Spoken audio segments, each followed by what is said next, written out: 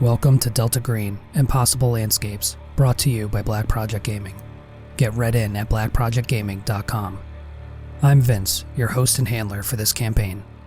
Joining me are Brett as DEA Special Agent Michael Witwer, also known as Agent Vega, Cami as FBI Special Agent Geneva Brown, also known as Agent Venus, Doug as FBI Special Agent Mark Hansom, also known as Agent Meshach, and Jack as FBI Special Agent Cassandra Troy, also known as Agent Madison.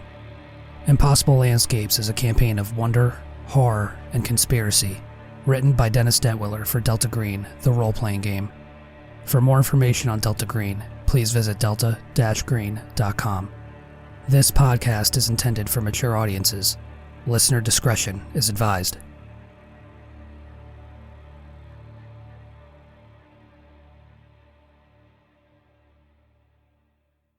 So, to recap, you all were arrested by Boston PD at Dr. Barbas's house after Michael and Geneva both nearly executed Cassie for triggering this new, what's a good word for it? I don't know, ability or gift or insight where the name of a specific demon contained in the Ars Goetia inspires Michael to offer to reach out and to contact that deity, that being, learning that his fiancée, Ophelia Citri, might potentially be one of these entities. A very bizarre development, but not a lot of time to consider it as you were taken into custody and then driven for what felt like hours until you finally arrived at a what appeared to be a police station. And you were taken back and collectively placed into a interview room, which those of you in law enforcement, which is really all of you, know is not standard practice. Things continued to devolve from there as you realized that the camera was fake. Things appeared to be very almost a facsimile of a real police station. And then you heard screams and shouts and just absolute carnage on the other side of the door, as it sounded like every body in the department was completely destroyed and shredded, until you heard footsteps and a childlike giggle, and the door was eventually unlocked, and you exited to find yourselves in a absolute abattoir, a slaughterhouse, where no bodies, but plenty of viscera and blood and flesh and brain and bone littered throughout the facility, and a message scrawled in blood reminding you that you had been invited to the Hotel Broadalbin. You all managed to secure a vehicle and essentially made your way to New York, believing that New York was where you were meant to be and where you needed to be to continue this search for the Hotel Broadalbin.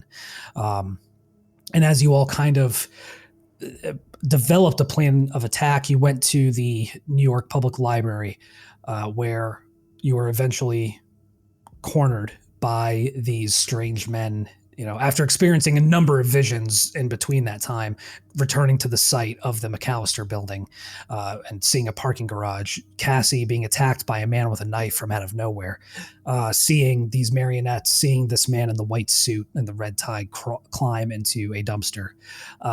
There's all these very bizarre occurrences. And then finally seeing these men in these strange gas masks with shotguns striding into the library and then opening fire and essentially executing Cassandra on the spot.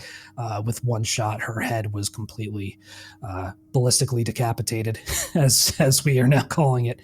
And the chase began. You all ran, and through time, through space, pursued by these relentless agents, you were outgunned, outmanned, and pursued relentlessly through these different scenes, these different surreal developments. You swore you saw Ira and Jenny at some point, until finally you found yourself in New York City, but a different New York City.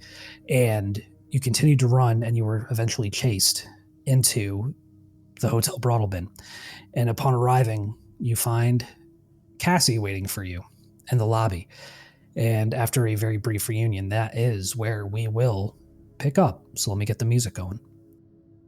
Any questions on any of that before we kick off? Nope. I was thinking about it and I was like, I just want to see what's going on. I'm very interested. Okay. The Broadalbin is grand, but clearly of a different time, or maybe even several different times. It looks like its proprietors have left it to fall to pieces, but at one point, no expense was spared. It must have been a sight to behold when its doors first opened. Now, there's gold trim, scalloped and peeling wallpaper, pocked in wooden banisters, frayed and thinning rugs. You notice within the gold trim, the wallpaper itself sports this repeating motif of tiny child clowns cavorting, towing a sinuous dragon behind them on string. The lobby itself is 2 floors tall and filled with these battered easy chairs, couches, and fireplaces. And in fact, it is in one of these easy chairs, in front of one of these fireplaces, that you found Cassie. To the left of the front doors is a mahogany front desk. Behind the desk itself, batwing doors lead to an employee lounge. Across the lobby from the front doors, there's a wrought iron elevator cage vanishing up into the ceiling and presumably down. To the right of the front doors appears to be a plaque reading dining room, and flanking the elevator at the far end of the lobby, wide, threadbare, burgundy carpeted stairs wind ever upward. There is a front desk clerk working the desk, a thin, pale Caucasian man. Hard to kind of get a look at him from here, but what do you do? I mean, I think that Mark is still just kind of hanging out near Cassandra, and he's stopped bawling now, but you can still see that he's every now and then wiping the tears from his eyes, and he is obviously shook by having seen his last friend in the world executed in front of him, and now back somehow. And Cassie, you definitely remember dying. You remember the flash of the muzzle of the shotgun, and you remember pain, and you remember darkness, and then you remember opening your eyes and being here in this lobby as you see Mark and Geneva and Michael charge into the lobby covered in sweat, gasping for breath, desperate, and almost looking like just frantically pursued animals. And you are now reunited here in the lobby of this hotel. Yeah, I was going to say it's kind of like a study in contrast to Mark's state of being right now. Cassandra seems sort of distant. She watched as the others came in and let Mark sort of collapse into her. But after a couple moments of like letting him calm down on her shoulder, she's just going to stand quietly and turn towards the front desk where the clerk is. I think as she turns away, Mark looks at her and he says, "Cassie, are you real?" I guess we're going to find out. No, I saw Ira and Jenny. They were in some kind of play. But when I handed Ira a shotgun, he just like looked at it like he didn't even know. That's not Ira, honey. It's a puppet. That was something else, yeah. That's not you, are you? No, I remember how to use a shotgun. I remember having a shotgun used on me. She didn't have to remember that. Roll intelligence for me, Mark. All right. Just in ×5. See what you remember from the pursuit.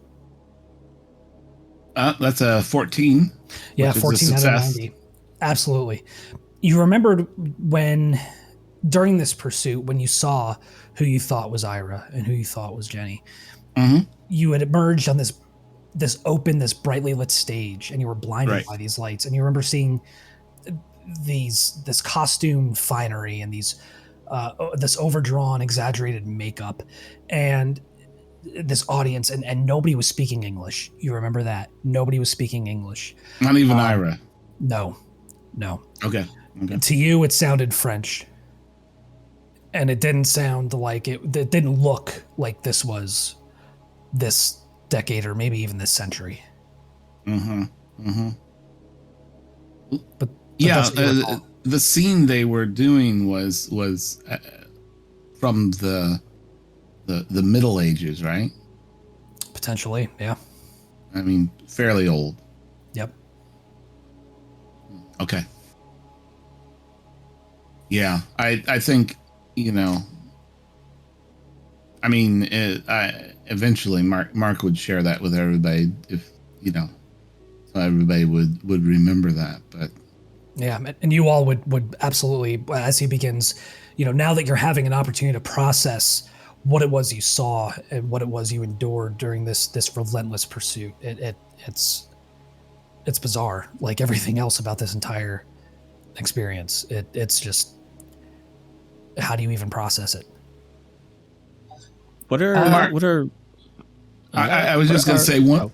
Mark is going to just reach out and towards Cassie's shoulder, and if she'll let him, he will put his hand on her shoulder and kind of square up with her and look directly into her eyes and say, "Listen, I just saw you die, and that broke me. I don't want to see it ever again. Can you promise me that you'll be at least a little bit more careful?"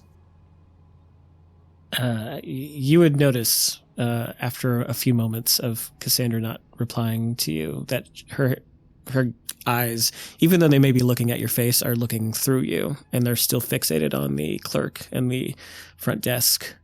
And she turns away and looks back at Geneva. Are you okay?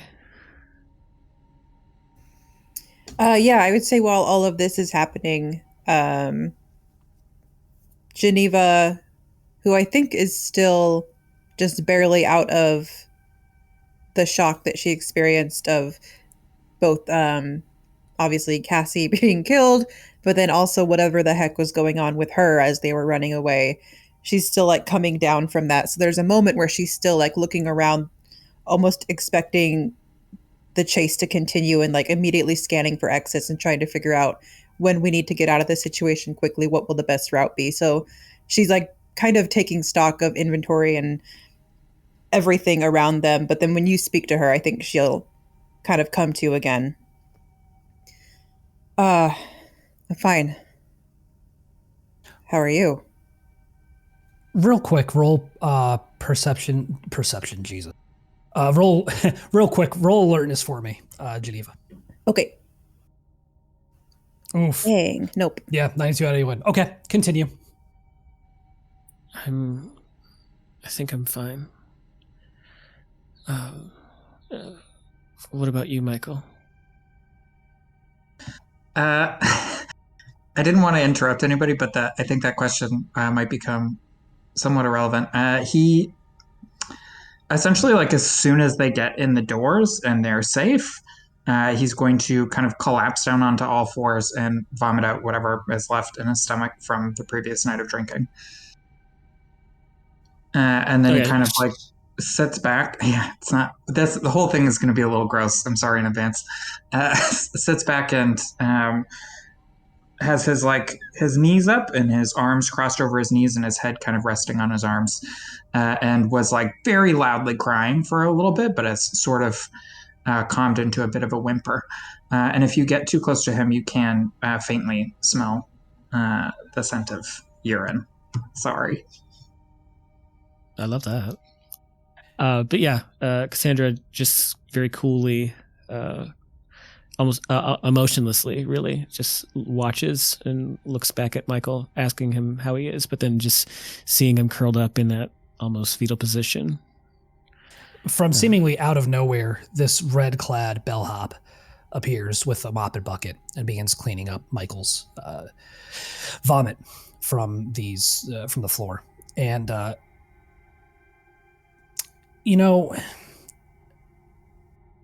Cassie and Mark, roll alertness for me. Mark with a 44 to 74, which is a critical. Cassie with an 82 to 57. Cassie, you're kind of fixated on Michael, but Mark, you look up as this bellhop comes over and begins cleaning up. You could swear that's Thomas Manuel.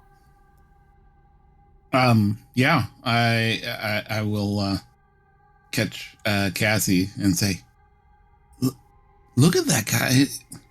Is that Manuel? Cassandra just tilts her head a little bit and looks over at the bellhop, and she'll break away from the others and just walk towards him and Michael. Manuel?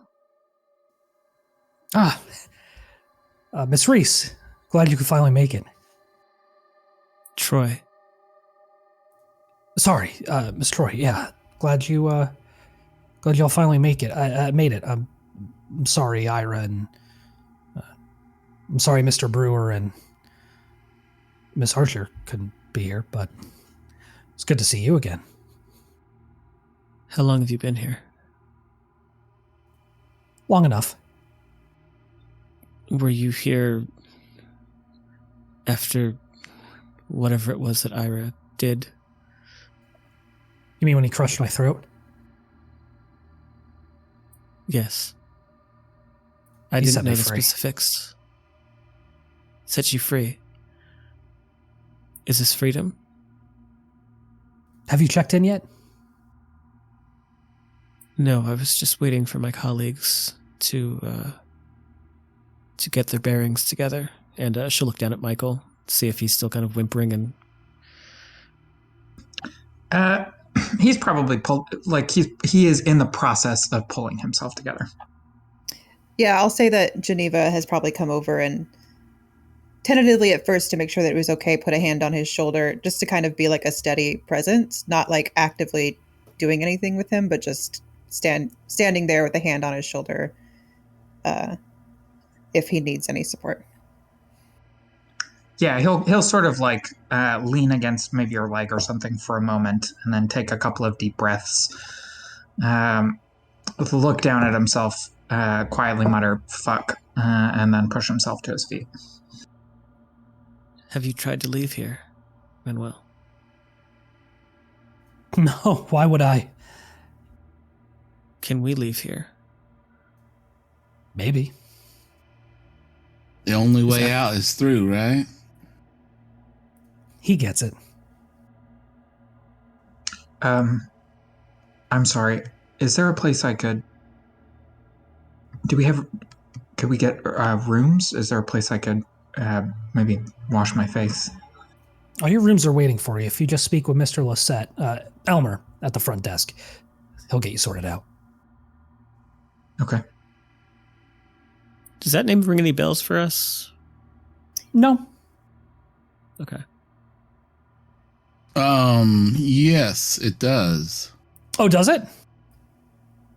Well, Sounds familiar. I wrote Elmer Lisette in my notes from the night Yep. flares, the night Yep. floors. Yeah. Oh, was it one of the portraits? I think so. Well, it's weird. Yes, E. Lucette. There was an E. Lucette as one of the When portraits. holding one of the bottles? Mm-hmm. Oh, yeah, then you would recognize this man. Yeah, I mean, at this point, over the years, I think Mark has gone over his notes from the time. Yeah, over and over again. Then yeah, it would definitely ring a bell. Yeah. My apologies, I forgot about that. Manuel? Oh, no. Manuel. Yes. As he continues to mop. He continues to mop this vomit. Is Abigail here? Oh no. She's gone on to the masquerade. Where's this masquerade? Oh, I can't ruin the surprise for you. You'll find out. As long as you do what you're supposed to, you'll find out. You'll join her soon. We should check in. You should. Thomas, Yes, Mr. Hansom. you said that we're supposed to do what we're supposed to. Is that what everybody does around here? They do what they're supposed to? Well, it's either that or they just stay. Yeah. We're back to that, are we? The only way out is through. Well, I think now we're supposed to check in, everybody. Mark will walk over to the counter. And you walk up, and you, again, the man working the front desk is this thin, pale Caucasian man in this tight-fitting red uniform. You see Elmer stitched in gold on his breast.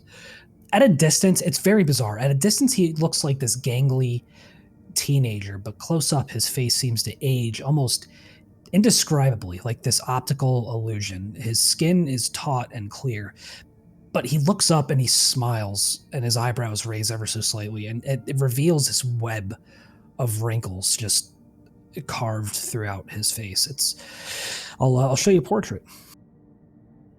And so you approach the front desk and Elmer. Well, Mr. Lucette, looks like we're supposed to be checking in.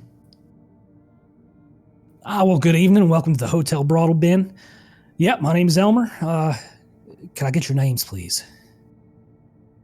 Mark Hansom. Yeah, Mr. Hansom. My name is Michael Witwer. Witwer, all right. He seems to be checking a registry as you give him your names. And he, as you give him the rest, he goes down, Geneva Brown, Cassandra Troy, and he gives each of you these very old-fashioned iron keys. Well, you're 601, 2, 3, and 4.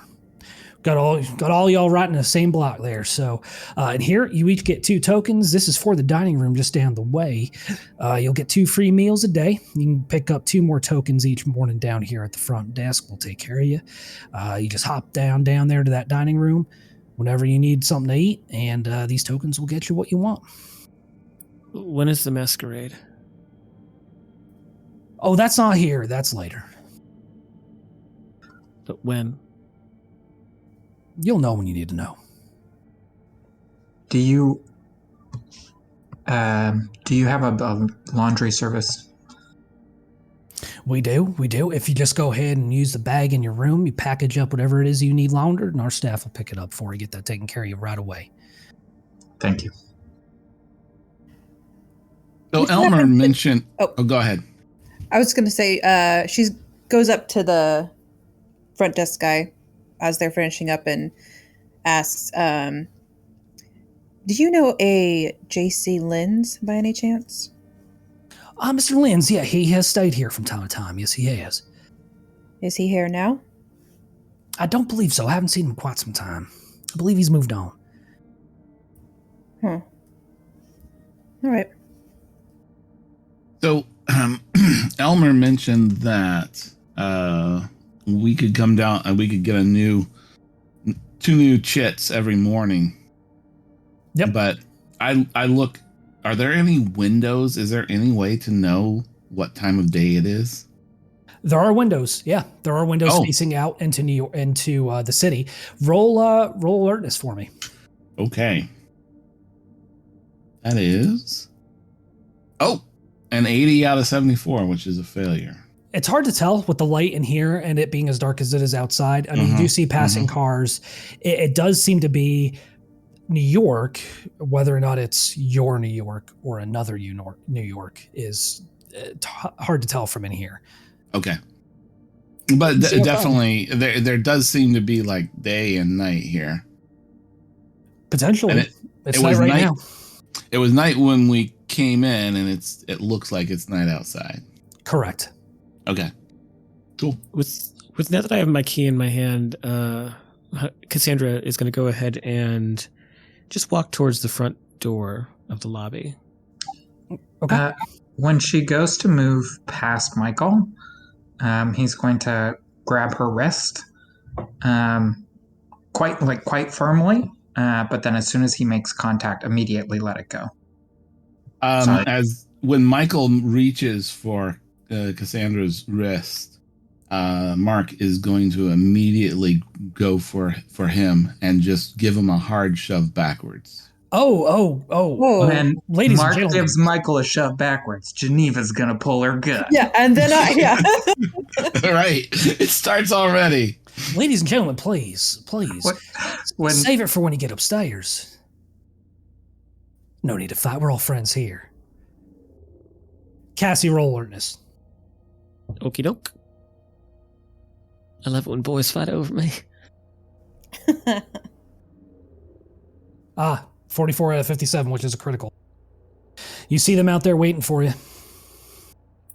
The guys with the shotguns? The guys with the shotguns and the gas masks. It seems like they can't come any further in the sidewalk, but they're waiting. Yeah, she'll just stare out, looking at them, kind of almost defiantly, and noticing that they don't react to her, and that they seem bound by whatever barrier they are. She'll just linger there for a moment until such time as like someone comes to get her, or she starts to see the others go upstairs. Now, as I was saying, the elevator is right down that way. Go ahead and hop on in there, and they'll get you up to your 6th floor. Y'all look like you could use some rest. did I manage to actually make physical contact with Cassandra at all? Yeah, I'd say if it's one of those things where you reach out and then release, like if it's not going to be a constant contest, I'd say No. yeah. It wasn't even meant to be like he's not even trying to hurt her, or wasn't trying to hurt her. He literally just gripped and then immediately released. Yeah. I don't see why not. Yeah. If she passes by him again, he'll go, "Sorry, I wasn't sure you were real." I understand that. No need to apologize. That Mark, you on the other hand, what was that? Ever since we met these two, they have not treated us like equals. They have had the guns. They pushed us around. They pushed you around, Cassie. That ain't right. I want to do it. Fed up with it. Sorry. Yeah, go ahead. I was going to say, can I do a human check? Geneva wants to see if, is this just like, he's just upset and resentful, but that's all it is? Or is there, risk assessment? Is there going to be a problem that could explode later on down the line from his viewpoint of their treatment? I'd say like that would probably be more of a psychotherapy role. But I with the human role, I would give you, if it's successful, I might, give you a general idea as to his demeanor. But you can certainly give it a shot. Yeah, I'll still do the human one because she doesn't really have anything in psychotherapy. Right. Success. Yeah, 58 out of 63. He definitely seems protective of Cassie. You don't get any sense that there's like this active hostility. I mean, he's not pleased with how you all have treated him. Sure. I'd say it's surface level stuff that you're able to pick up on. Okay. How about we get to our rooms and get settled, and then we can discuss any beef that you might have with us in private. That wouldn't be a bad idea. I wonder, are we going to have a change of clothes up there? Are you asking this of Elmer? She's just saying it out loud, but if there's like one of the staff around. Well, Elmer does overhear that. Well, we do provide you with robes for your convenience and comfort if we don't have any changes of clothes for you. But again, as I told your friend, Mr. Witwer, if you would like your current clothes laundered, I'd be more than happy to do that for you. Is my hoodie and stuff, is it all covered in blood, or am I just like totally Absolutely. It is Okay. I just wanted covered to make sure. in fucking dried, crusted over blood. Yeah. Is there brains on it? There's no like viscera or like anything like that. It's Chunk of stomach. definitely bloody. I love the idea of someone walking around like wearing their own. Wearing their own brains, yeah. No, they crammed all that stuff back in when they picked her up. Wait, Well, thank what? goodness. Gross. No, I'm just kidding. Just Thank goodness, 'cause I didn't want to be like a disappointed. bowl of soup. Whoops. Got herself quite a mess here. Yeah. Geneva will head to the elevator then. Same, but also acknowledging the fact that my hoodie is covered in my own blood and just continuously staring down at it and pulling almost like pulling it away from my skin just because I feel it. It's kind of dried up and it's got this texture. But yeah, I'll get in with the others.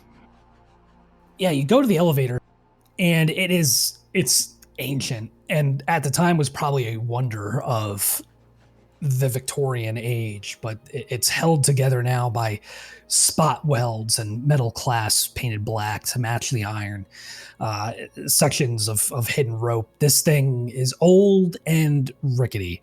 It is essentially just an iron cage, and there is a elevator attendant inside, an ancient man wearing an oversized bellhop outfit that pulls at his ankles and dangles below his wrists, and embroidered in gold threading on his chest is the name Charlie.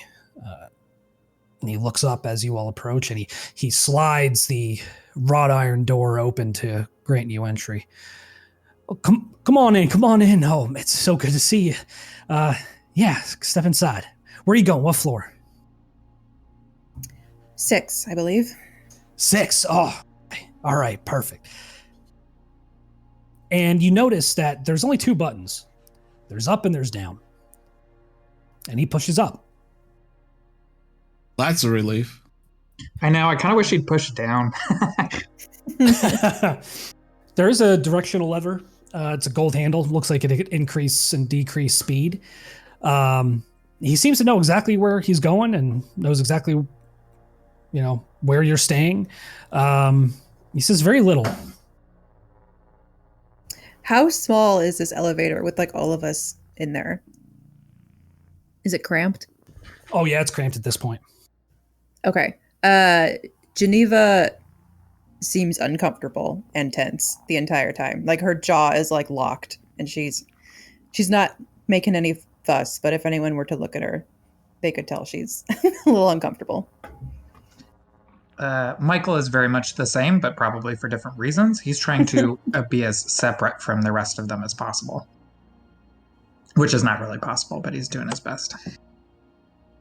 So, where y'all staying? Or, I'm sorry, how long y'all staying? Not long, I hope.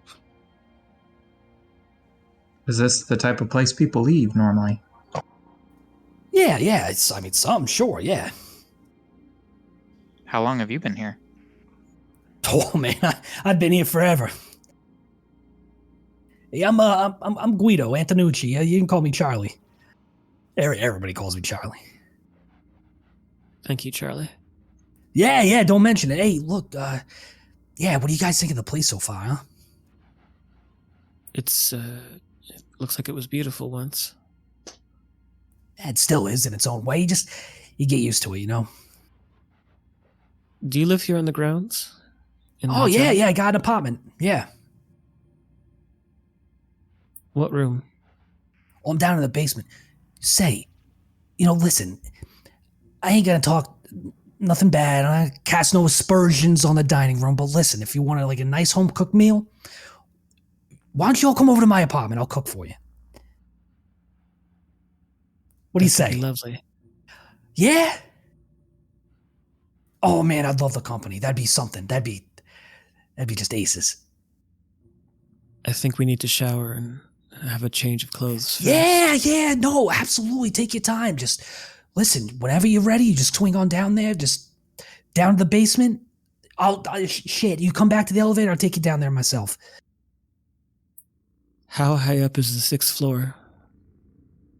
What kind of question is that? It's 6 floors up.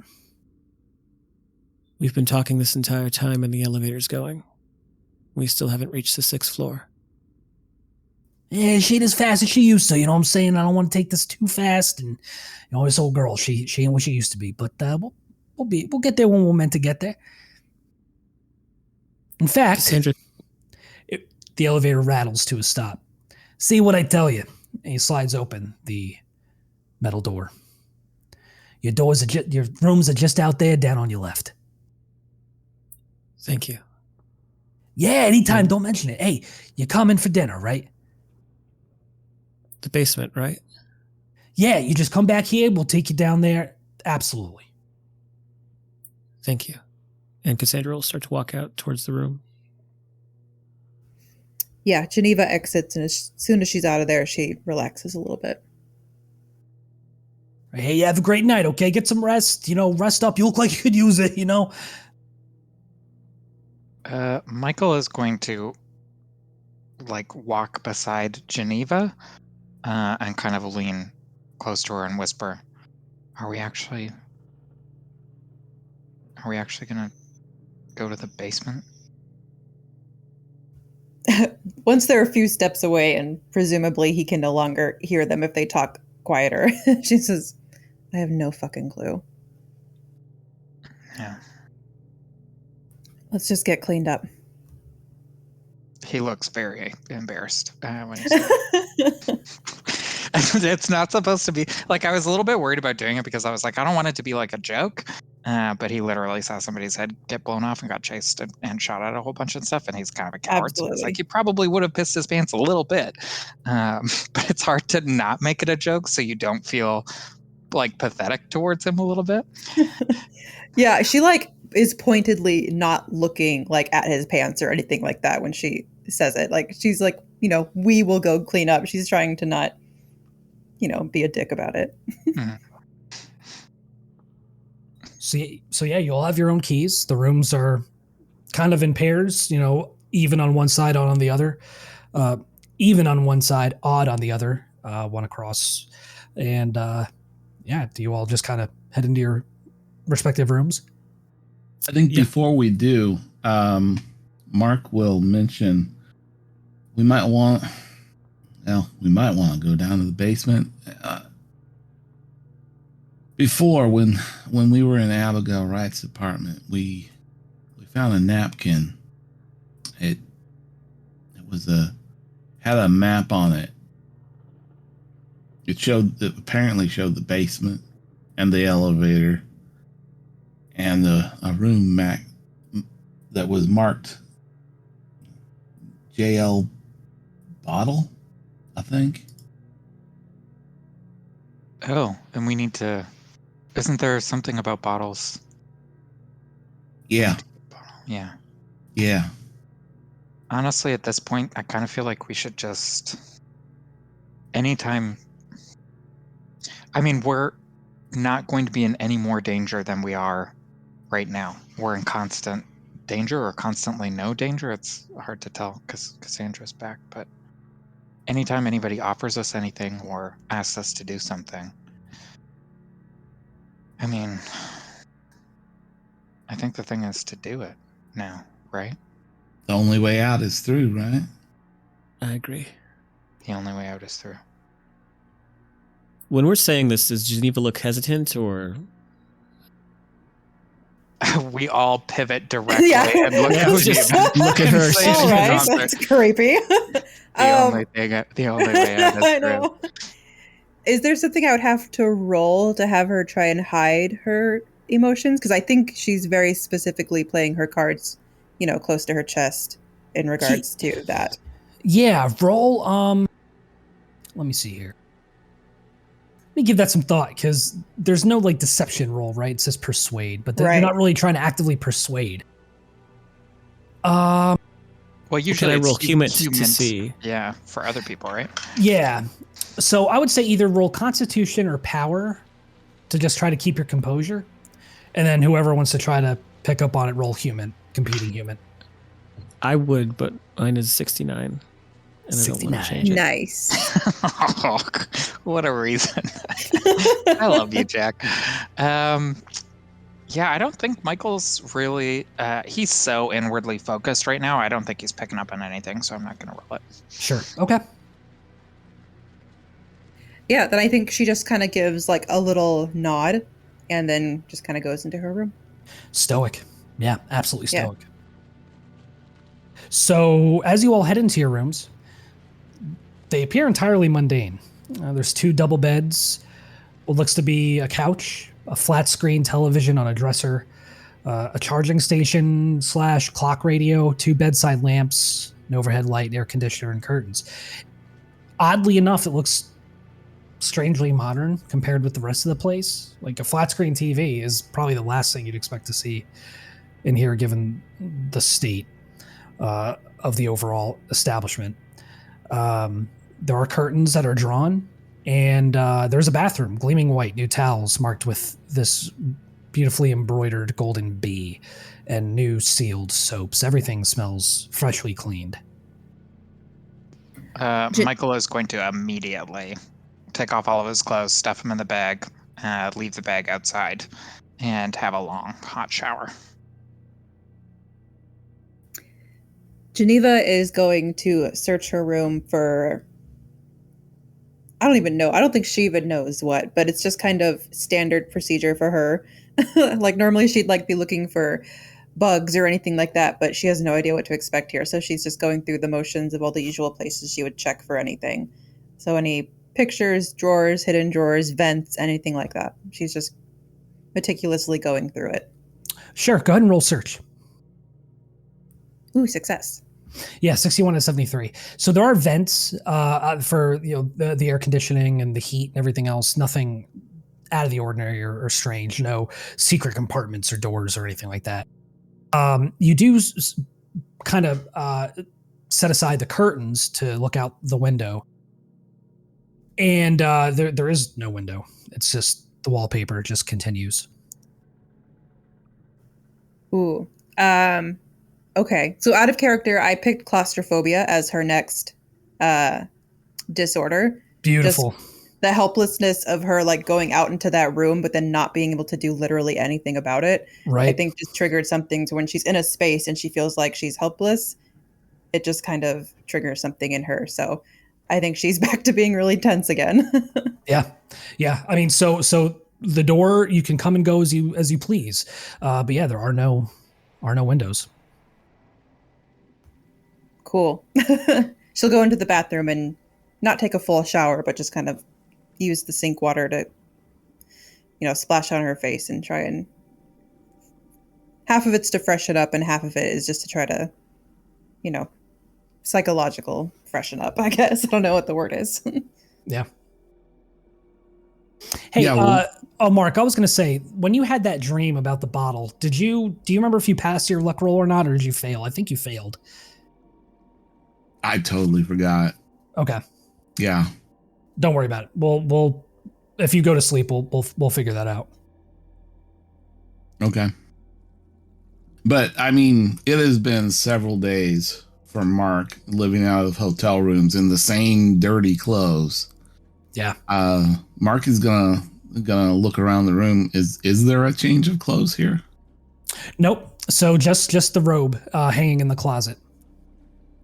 Okay. Well, And like one of those plastic laundry bags that some hotels have, embroidered with Hotel Broadalbin that you can drop your clothes in.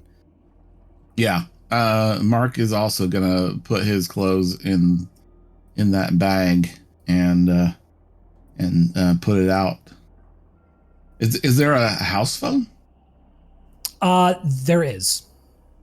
Old school rotary phone. Mark's gonna dial 0. Front desk is Elmer. How may I help you? Yeah, Elmer, could you send somebody to pick up my clothes right away? Absolutely, Mr. Hansom. Yeah, that'd be good. Thank We'll you. get somebody up there right away. You bet, sir. No problem. All right. Yeah. Goodbye. And he hangs up the phone.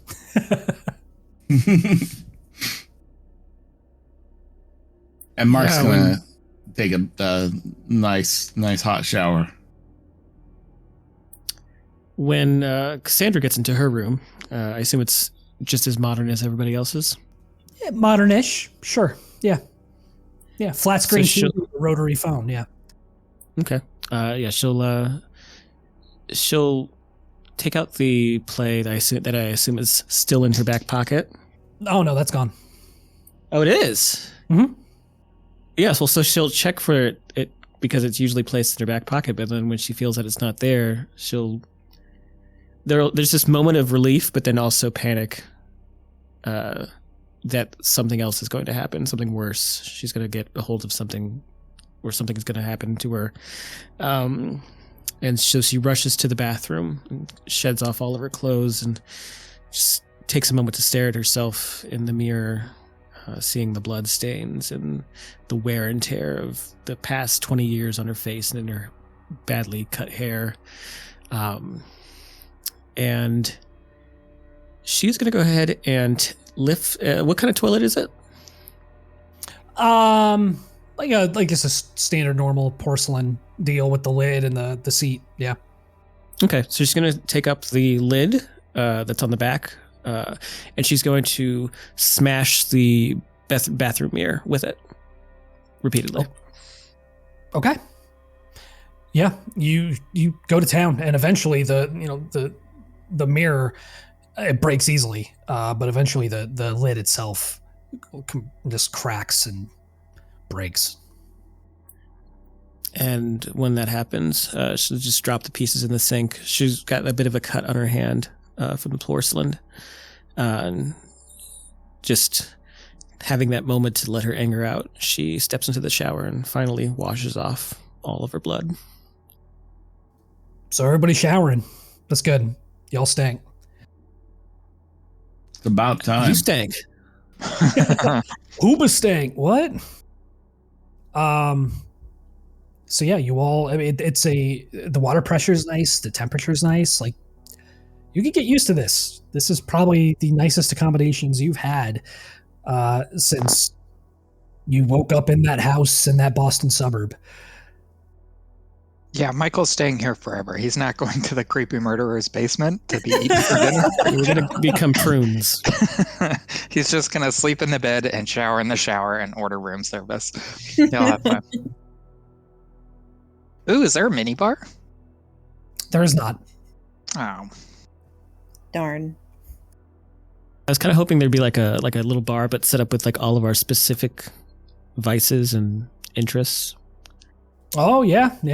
That would have been cool. Yeah. No cocaine for me. No M&Ms for Mark. Yeah, so she'll get out of the shower. Cassandra will get out of the shower and she'll dry herself up, put on the robe. Does it feel like everything feels new, right? Like, Yeah. even though things look peeled and a little bit dilapidated, everything's just kind of feels like it's fresh and laundered and everything.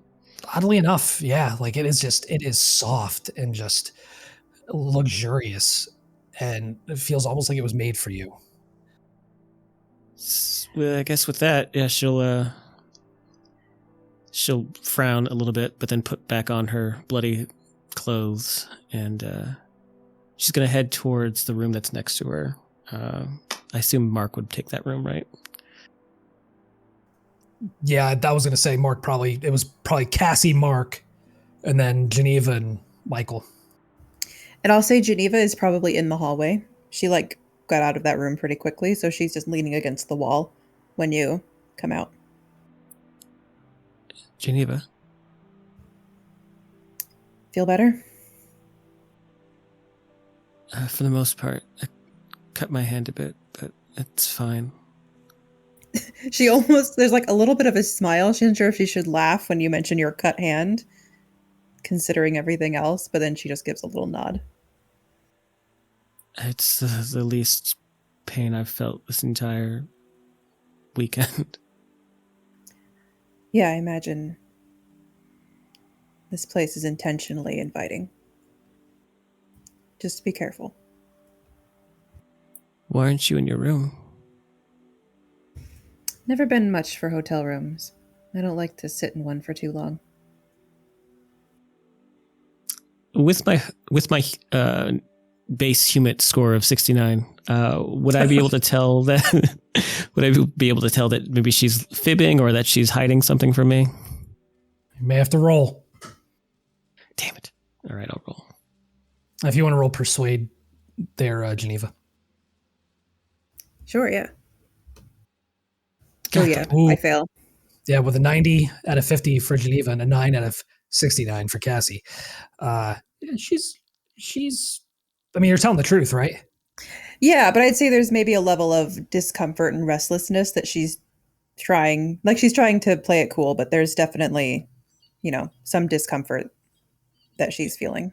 Like you notice, like if Geneva has her arms crossed, like her index finger is picking at the nail on her thumb, almost unconsciously, like fidgeting.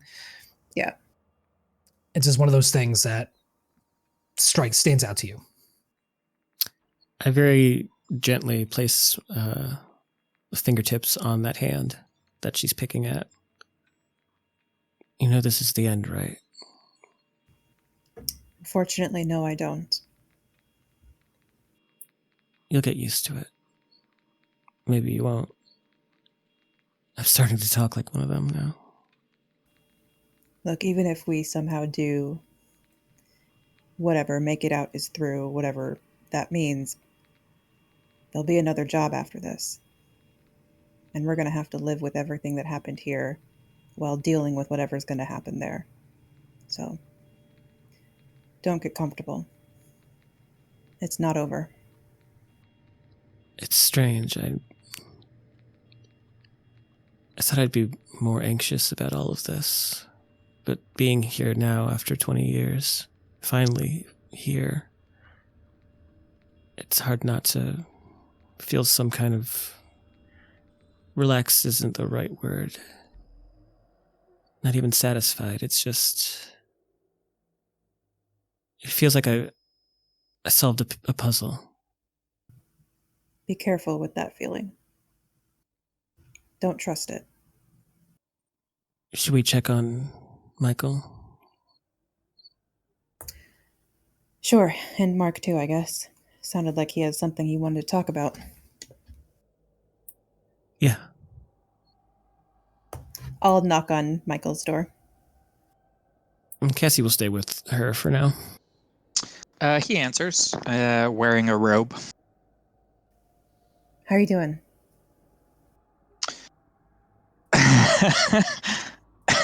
She kind of asked that with a little smile, being like, I don't know. I don't know how I expect him to answer this either. Oh, fuck, Geneva, I don't know. Bad? Pretty All right. bad. I'm pretty bad. How are you? Yeah, same. Cool.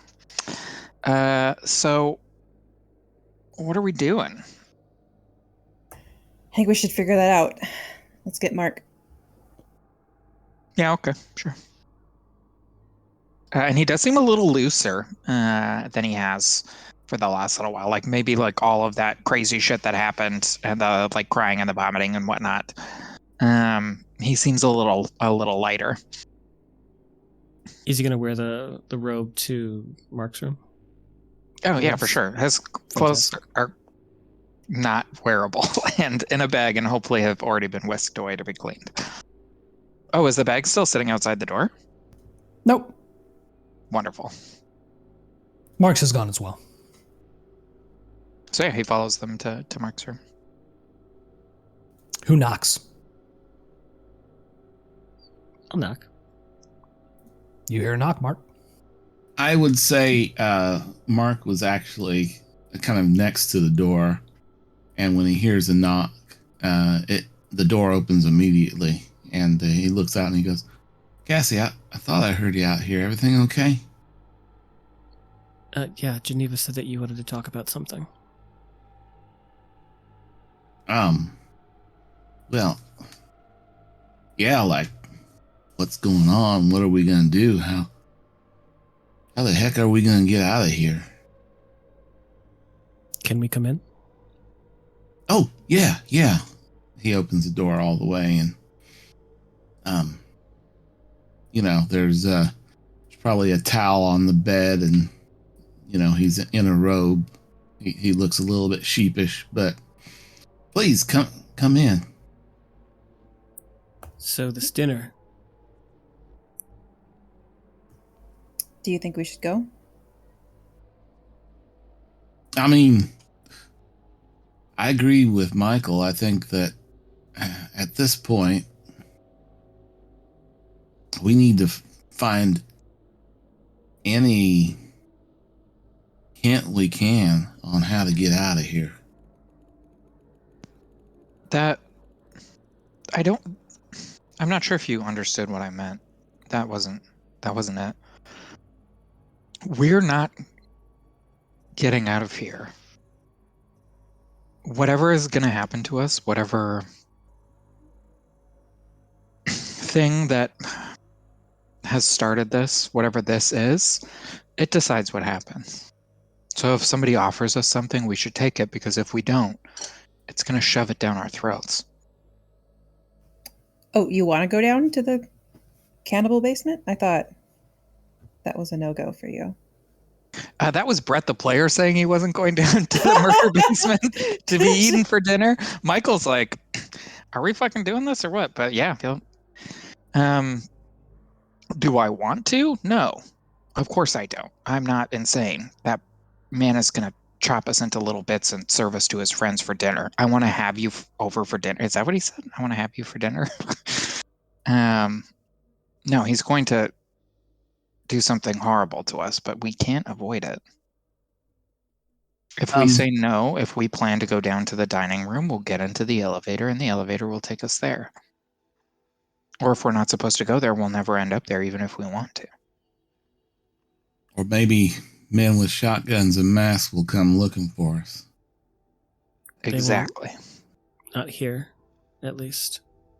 Not while we're playing by the rules. Exactly. Hey, Something's keeping them out from here.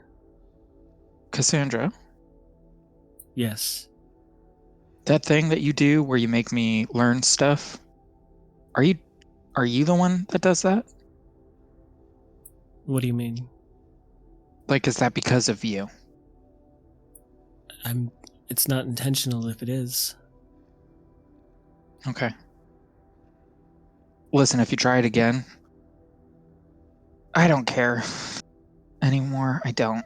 But just give me a heads up next time, because it scares the shit out of me, okay? Yes, I promise. Okay. You think it'll help here? It might.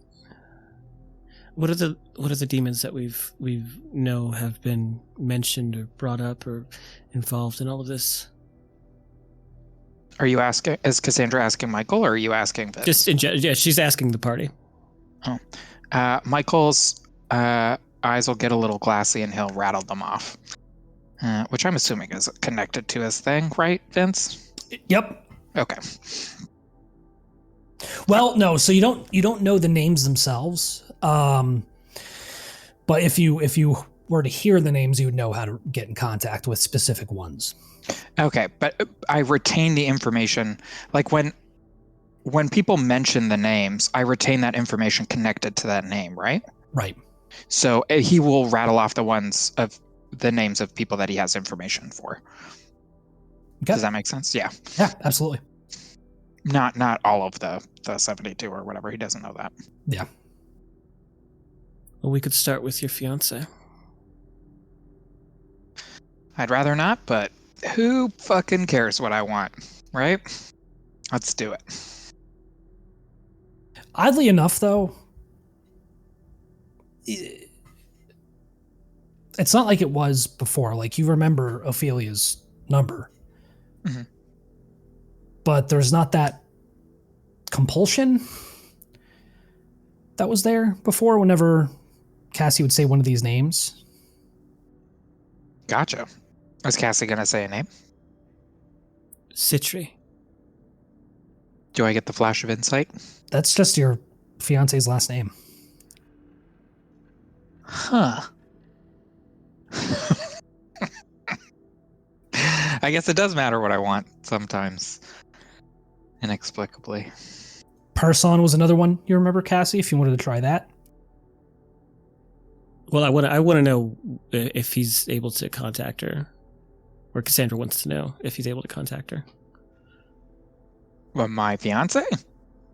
Well, yeah, I mean, so we as players know that that's your feeling, but Cassandra does not know that you have that loss of connection.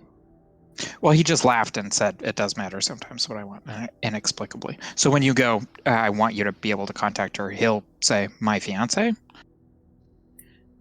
Yes. I mean, I he's could. not- It's different. It just took the name last time. And he got all creepy. It's not. Something changed. Do you think it's his place? Do you feel a change? I don't remember what happened the last times. So, yeah, I remember this. It didn't... Yeah, I didn't have that thing. But I still remember her phone number, but she's just, And I'm not calling her. Absolutely no way we're bringing anyone into this at this point. It's ridiculous. I think he should. Well, no. No, I'm not going to do that, Cassie. Fine then, we'll try another one. Person. Nope. Nothing. I want to look around the room and especially at my companions. Do I see anything that looks like it is glowing or anything like that? Nope. Oh, okay. Michael, you said that you don't feel that same lack of agency when a name is mentioned. Mm-hmm. I don't have the book anymore. I mean, y'all were glowing before. I don't see any of that now. It must be the hotel. Maybe those were meant to guide us here, and now that we're here, they're pointless. Geneva, what's different for you? I mean, nothing I can feel or see or notice now. When we were running from those people in masks, I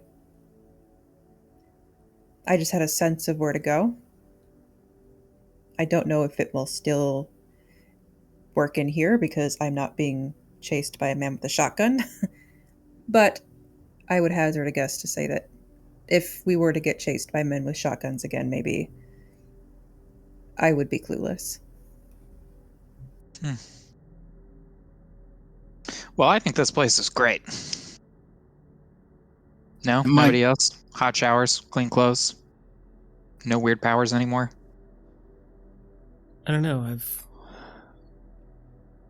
been carrying all of this for the past 20 years. It's hard to feel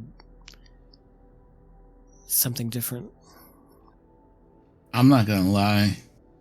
These last few days, this has felt like an inevitability. And well, now that we're here, I almost feel relieved. Cassandra is actually going to stand up and reach over to the phone in the room as everybody else is talking, and she'll press 0. Front desk, this is Elmer. How may I help you? Hi, Elmer. This is Cassandra in room 601. Hey, Cassandra. How can I help you?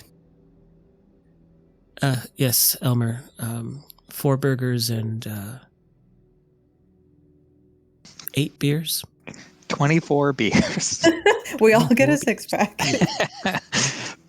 Which is not the math for that.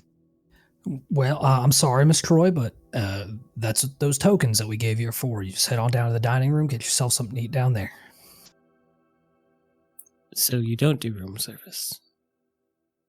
Can't recall I ever said I did. She'll just hang up on him.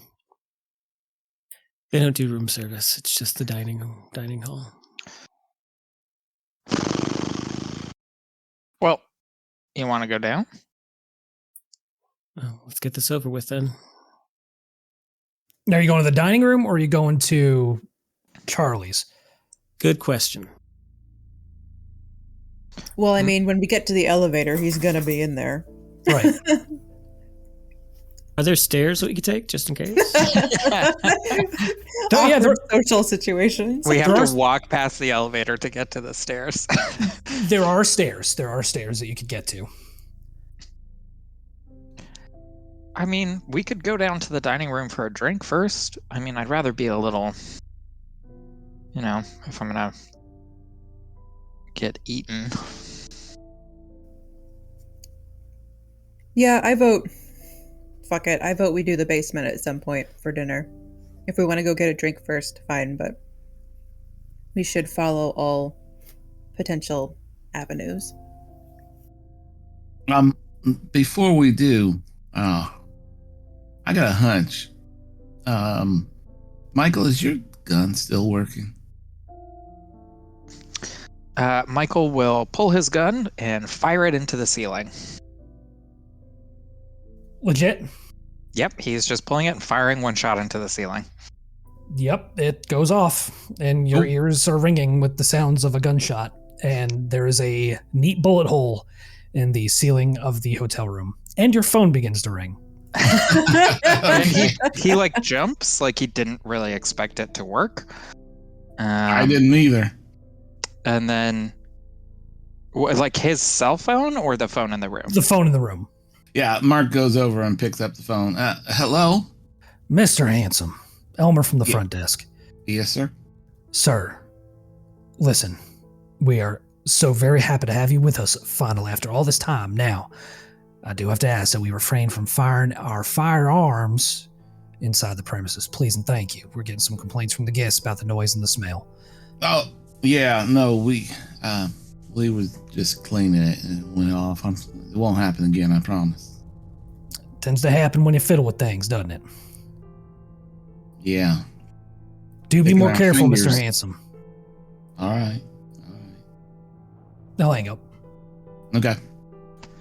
Michael will have already shot Geneva an apologetic look. Yeah, I think, yeah, she's probably just hard to read at that moment. I'm not going to lie. I totally expected for that to be like a little stick with a flag on it that said bang. I mean, what does it matter if we have weapons? Well, at least that's something. It's nothing. We've seen. He points at Cassandra. It doesn't mean anything. Do you want it? And he holds it out. Yeah, Mark will take it. I'd feel better with it. Yeah. I mean, we've been helpless down here for a long time. Down here, out here, around here. Well, if it makes you feel better, it's all yours. Well, Mark isn't wearing a robe, so I guess he puts it in the pocket of his robe. Yeah, I guess Michael had his in the pocket of his robe too. Yeah, all of you are just in rows. Here's a theory, a thought. If they want us at this masquerade, I assume. They keep telling us that we're going to go there when we're supposed to go there. Perhaps it's a better idea to maybe go to the basement first, since it seems maybe the furthest away from, furthest out of the progression of things. I mean, you go to a dining hall and you expect there to be fine dining, and then after that, drinks and dancing. Maybe there's something else in the basement that maybe we should experience first. I mean, I understand what you're saying. I do. I don't think anything we do is going to lead to an unexpected result. And I would love to have a drink before going down there. I'll go wherever you all go. How about this, Cassandra? If it seems like it's getting, if I was gonna say if it seems like it's getting ballroomy, we'll just leave. But whatever's gonna happen, it's gonna happen. I don't think whichever place we go to first is gonna make a difference. Well, then we should get going. And as we start to file out, I'm actually going to check the nightstand drawer to see if there's any kind of like Bible or, King in Yellow playbook in there. There is not. Interesting. Okay. Yeah, Michael will pat the other pocket of his robe to make sure he's got his tokens and head towards the elevator. I think before we leave, Mark's going to mention, did y'all search your rooms? Yes. No. You find anything? No. Maybe. Yes. I think just for since we're here and just to be thorough, maybe we should search our rooms. There's no windows. It's the only thing I found. Mark goes to the window, the shades, and throws them open. No windows. I'll be daggone. Is it just like a curtain rod placed against the wall with curtains over it? Or is it like... Exactly. Okay.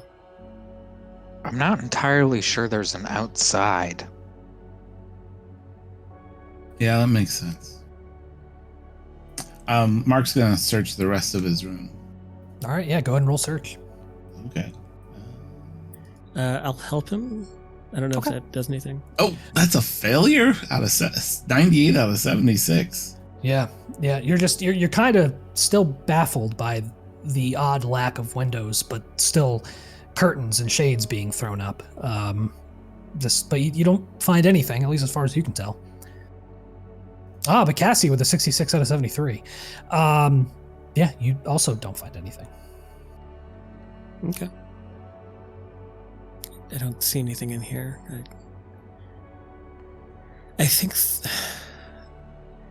I don't think there's... I don't know how to explain it, but I don't think the things that they want hidden are here. I think everything that's here is very as it's supposed to be. Yeah, no, I don't think so either. I just... There's a part of my mind that still is... I just got... Whenever I go on a case, I just got this list of things to do. No, I'm just checking them off. It's good. I just think in this weird way that this is the most transparent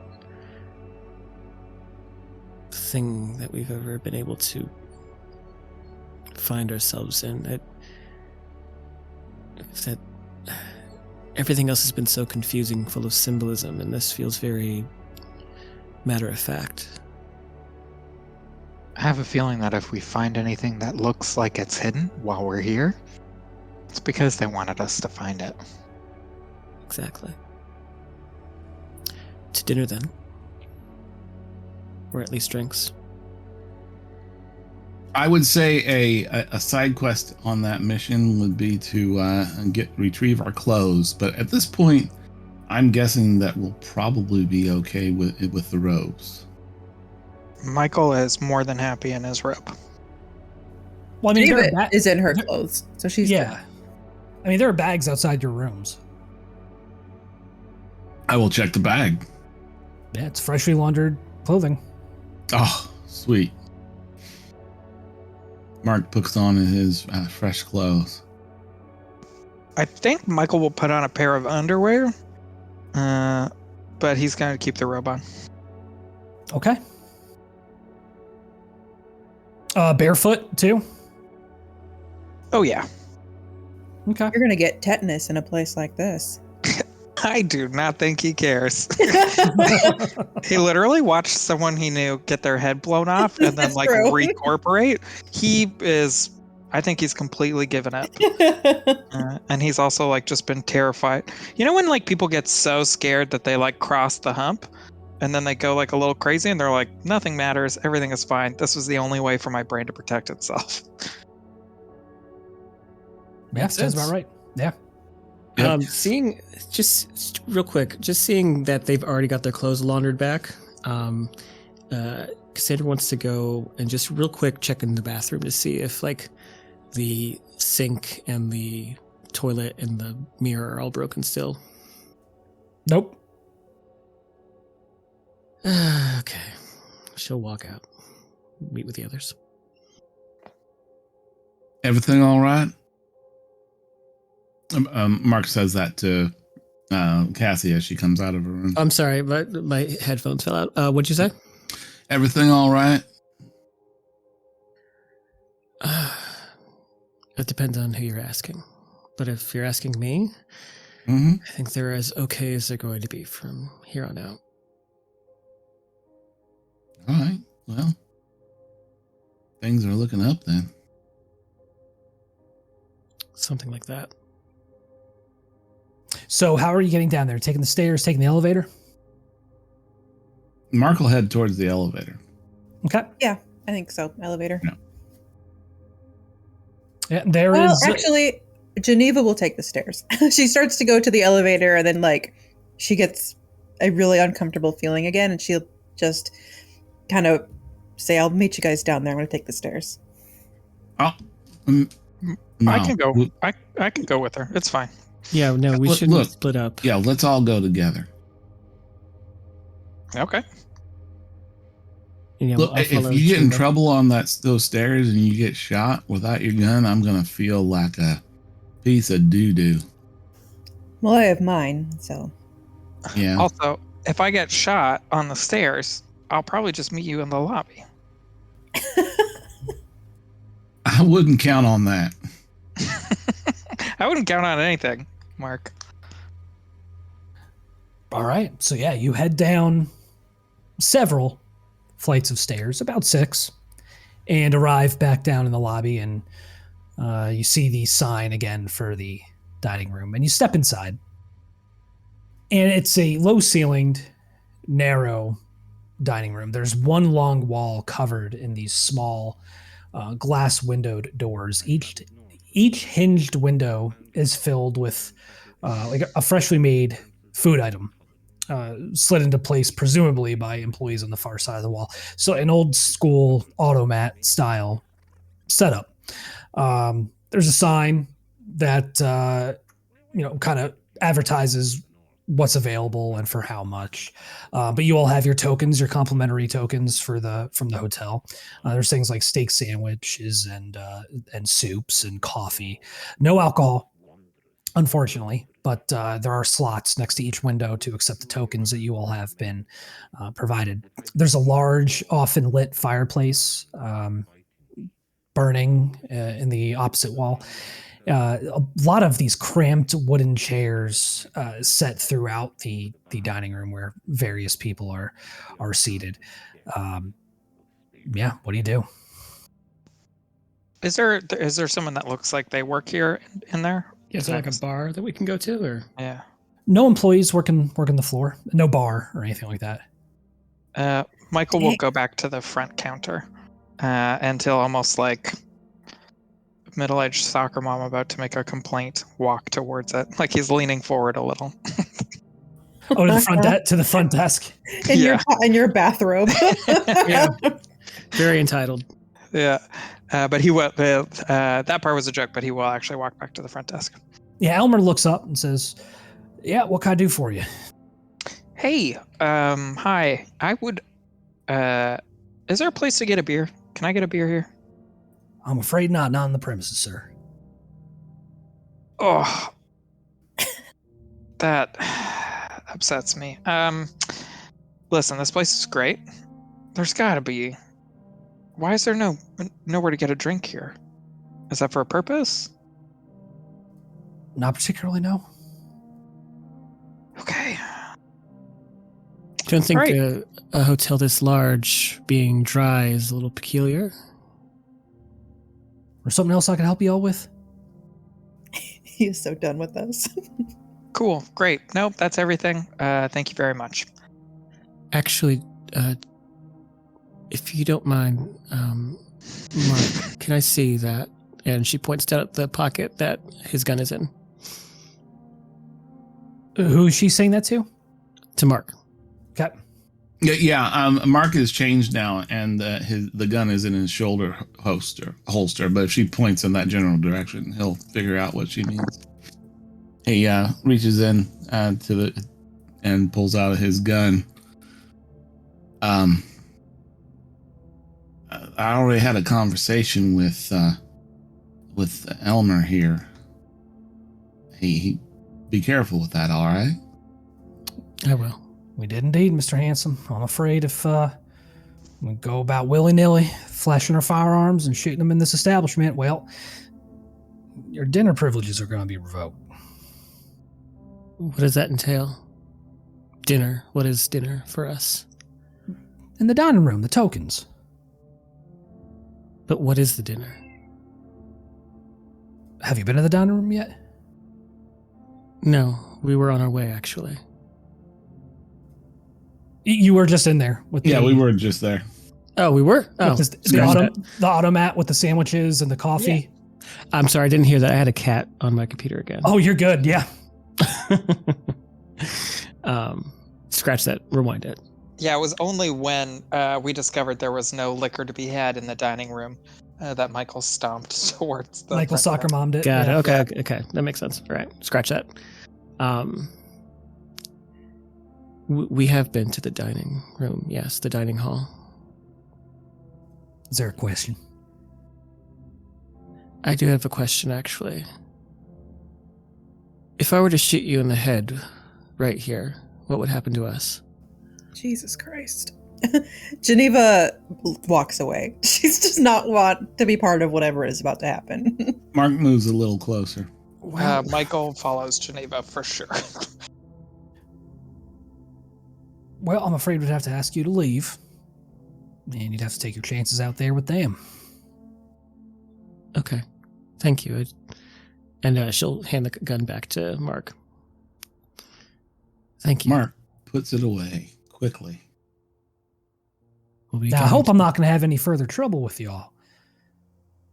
Like I said, we've been expecting you for quite some time and are genuinely excited to have you here with us, but don't make me regret that now. To the dining hall, then. Enjoy your meal, Ms. Reese. I'm sorry, Miss Troy.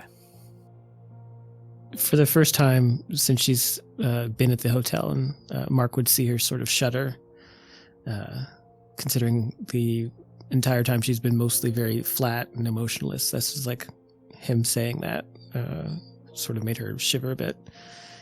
She walks away, and she'll follow Michael and Geneva to the dining hall. Mark's got a really high human at 84. Would I be able to read any more from Cassie's reaction to that? I'd say probably just she's clearly unsettled by it. Mm-hmm. Yeah. I mean, just Reese was Cassie's maiden name. Is that what's going on here? Yeah. Okay. I just want to make sure I remembered correctly. Yeah, it's just her maiden name. As Cassie turns and walks away, Mark continues looking at Elmer for a little bit longer, gives him a wink and just kind of a half smile and says, she's a doozy, ain't she? Something like that, yeah. Yeah, well. And Mark turns and walks after her. When Michael and Geneva have sort of walked away, if they're heading towards the dining room, Michael will stop her and be like, well, if there's no drinks there and we're not going to have dinner, we might as well just go to the basement. I agree. Who knows? Maybe he's got hooch. I mean, I'll drink it. Yeah, I figured. I just really don't want to see where he makes it first. Well, holy shit. Look at these guys. Ho! Is that Meshach? That was your name, right? And Madison? Is this Charlie or who is it? Is this Mark? You see that seersucker suit? Yeah. Okay. This dude knows Our where to old get a drink. pal. Yeah, let's follow him. Yeah, I think when we see Mark, Mark will turn to the turn to Michael and say, "Follow this man if you want a drink." Michael immediately starts walking towards him. Oh, I don't know you two, but I know you two. Hey, where's the other ones? What was it? What was the name? Jenny? Jenny and Ira. Was it Ira? Was it something? Yeah, Ira. I don't know no Ira. Yeah, he called himself something else. Oh, With an M. Morgan? Something like that. something like that. Anyway, yeah, where are those two? They're in a play. Yeah. Okay. Hey, you two. No, I definitely know you two. Yeah, it's good to see you finally out of that fucking loony bin, huh? Did we see Mark in the loony bin? Nope. No. But he's talking to Geneva and Michael. Oh, he's not. Okay. He's talking to the other two. Yeah. Okay. We don't recognize him though, right? No. Okay, I didn't think so. I was like, did I miss something? I She think- kind of raises an eyebrow when he does that to them. Yeah, I think Michael's gonna give him like a finger gun or something and be like, "Hey, yeah, nice to see you again. Hey, do you know where someone could possibly get a drink in this place?" Would you believe they don't have a fucking bar in this joint? I know it's ridiculous, but you have something, right? Yeah, I see you two. Fuck yeah, I got something. You want something? Please. All right, look. We'll head upstairs. I got something for you. Wonderful. Sorry, I'm a little on emotions down at himself. Underdressed. Nah, fuck it, you're fine. I'm sorry, I don't seem to remember where we've met. What do you mean? I mean, I don't recall you, but you seem to know who we are. Man, that place must have done a number on you, huh? Who do you think I am? Geneva. Yeah, when he says her actual name and not her code name, she looks a little disturbed. All right, we doing this or what? You want to come? I was gonna get a sandwich. I can get that fucking later. That's fine. We going upstairs? I am We're going definitely upstairs then. coming upstairs with you. All right, let's go. Oh, wait, perhaps we were on our way to a dinner in the basement. Would you want to come to that with us? Oh, with Charlie? Yes. Yeah, I've been down there before. Look, just you want a drink or not? Yes, we do. And Michael turns and looks at everyone, one by one. Mark, is there something we should know about the basement? Nah, Charlie's a good guy. Fine, we should get a drink then. Upstairs. He looks at Meshach. She all right? She's acting kind of fucking loony. Been a long day, Mark. Ain't that the fucking truth, huh? All right. And he leads you to the elevator. Is it Charlie at the controls? It is, yep. What floor are you going to exactly? I'll just take the stairs and meet you. Nah, it's quicker. Come on, this way. We'll be waiting for fucking ever. Come on. She hesitates. She really does not want to get on that elevator, but she will eventually, after everyone else does. Ah, there you go.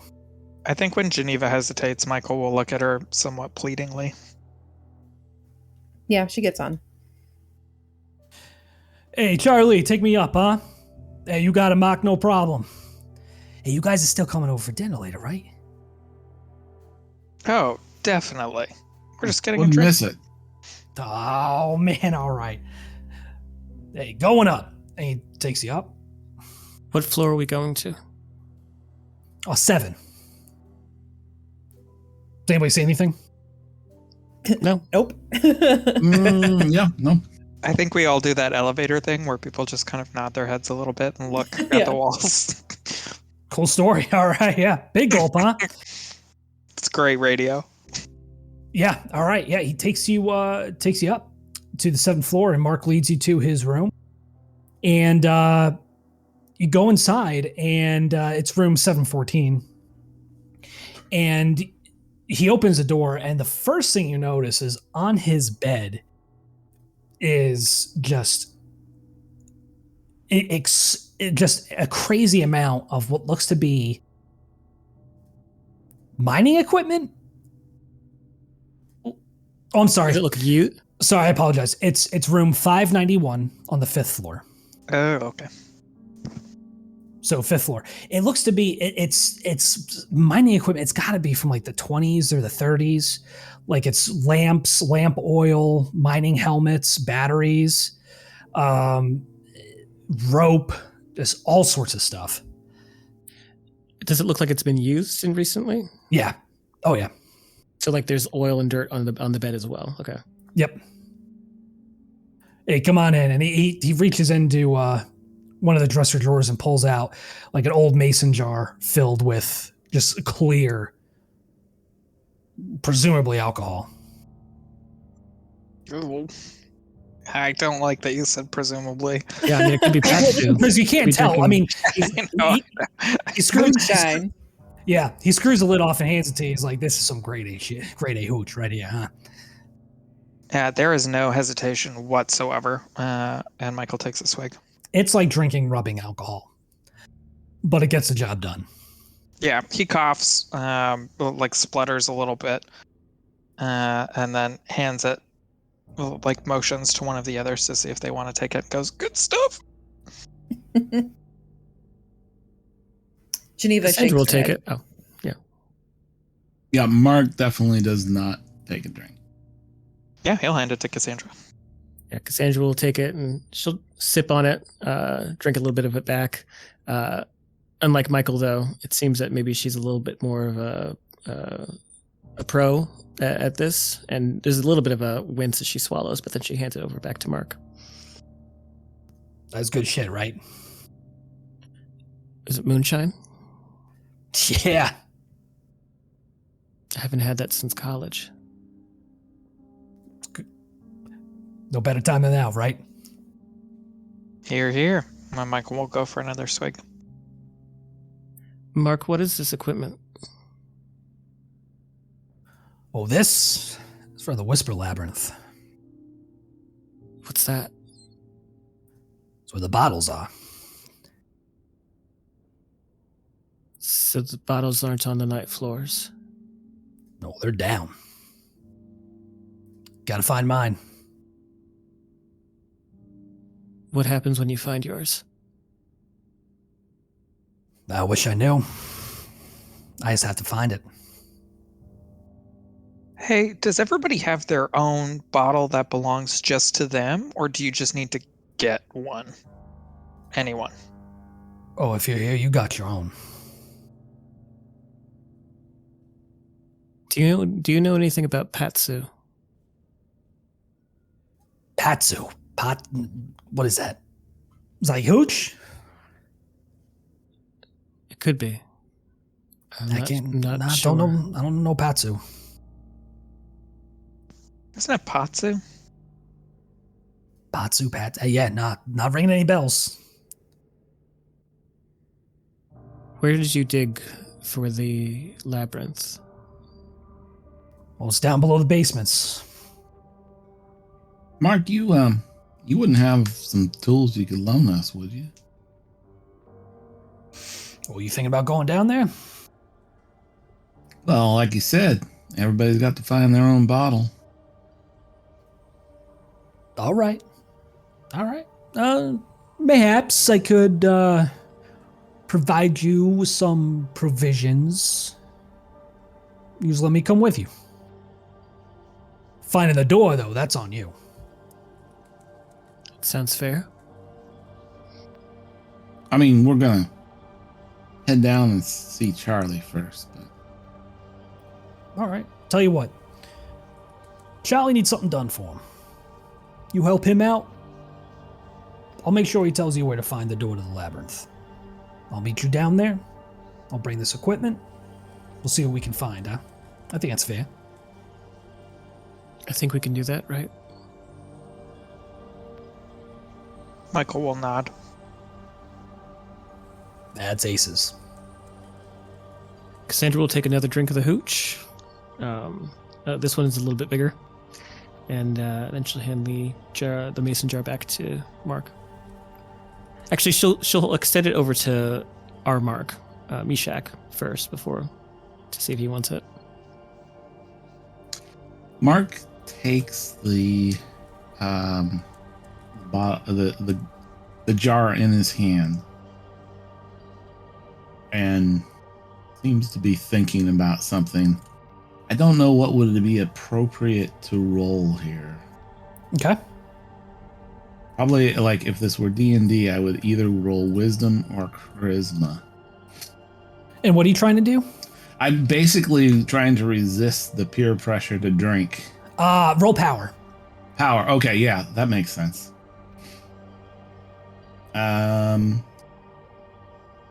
Ooh, 87 out of 70.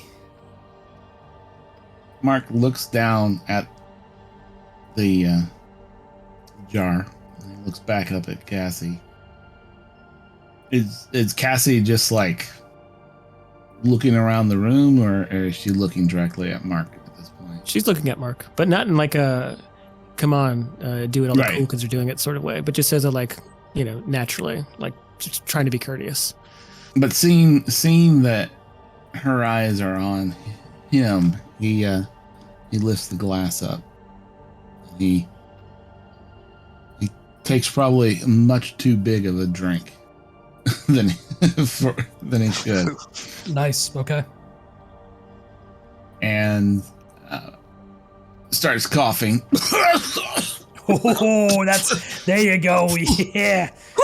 Take it like a champ. Oh, what? Michael's What gonna is that? slap his back a little bit. Yeah. I can't feel my lips. Oh, that's how you know it's doing its magic, man. Mark just feebly hands the jar back to Mark Rourke. All right. Michael will probably intercept it for one more quick swig and then hand it back to Mark. Thank you, Mark. Hey, don't mention it, huh? Remember, do that favor for Charlie. He'll tell you how to find it. I'll meet you down there. You let me come with you. Don't leave without me now. We wouldn't dream of it. Honestly, Mark, you're the nicest person we've met so far, so we'll wait for you. Nice. The fuck you talking about? Jesus Christ. I appreciate that, but you obviously don't know me fuck all, but I appreciate... You gave me a free drink. Seems pretty nice to me. What were you waiting for? You don't know what Charlie's going to ask you to do yet. The smile that's been on Michael's face for a while withers when he says that. That'll be fun. I doubt it. All right, get the fuck out. We head back out to the elevator. Yeah. Oh, hey guys, hey, listen, I'm just about to get off my shift. You ready? You ready for some dinner? Lead the way, Charlie. Oh man, okay, this is great. I haven't had company in so long. And he takes you down. Down and down and down. Is it a lot further than just like 5-6 floors? Time and distance don't seem to have a whole hell of a lot of meaning here. That figures. That tracks. And eventually, though, it comes to a stop. And he slides the wrought iron gate open, and you step out into this long, narrow hallway. There are these small filing cabinet-like apartments on either side. You notice some folks are kind of sitting in chairs outside of their own individual apartments. It appears to be for staff. The whole area is just shaking, booming, and rattling with the sound of endless foot traffic above. And then you hear other sounds, right? You hear dim music, the sounds of sex and impropriety, wild parties at any given time. Everything is very bland, very no like distinguishing marks. But Charlie leads you down. Does anybody do anything or say anything during this time? I wanted to say, like, as they're going down and they're kind of riding that, longer than it should be elevator ride, despite Sure. Michael's, his seeming like new attitude of like, fuck it, we're all gonna die, so who gives a shit? Like the longer they're in the elevator, the more nervous he looks, and he starts to kind of look like his old, slightly shell-shocked, quite nervous self. Okay. Which one is yours, Mark? I mean, Charlie. Oh yeah, sorry. Which one is yours, Charlie? Oh, right down here. Right down here. And he leads you down to a just another nondescript door and slides his key into the lock and opens it up. And you step inside, and it's very small, and it is filled front to back with these handmade wooden dolls. Hey, come on in. Just have a seat anyway. Sorry for the mess. On first glance, do any of these dolls look familiar, or do they look like anyone we know? Roll alertness. I can do that. Cool.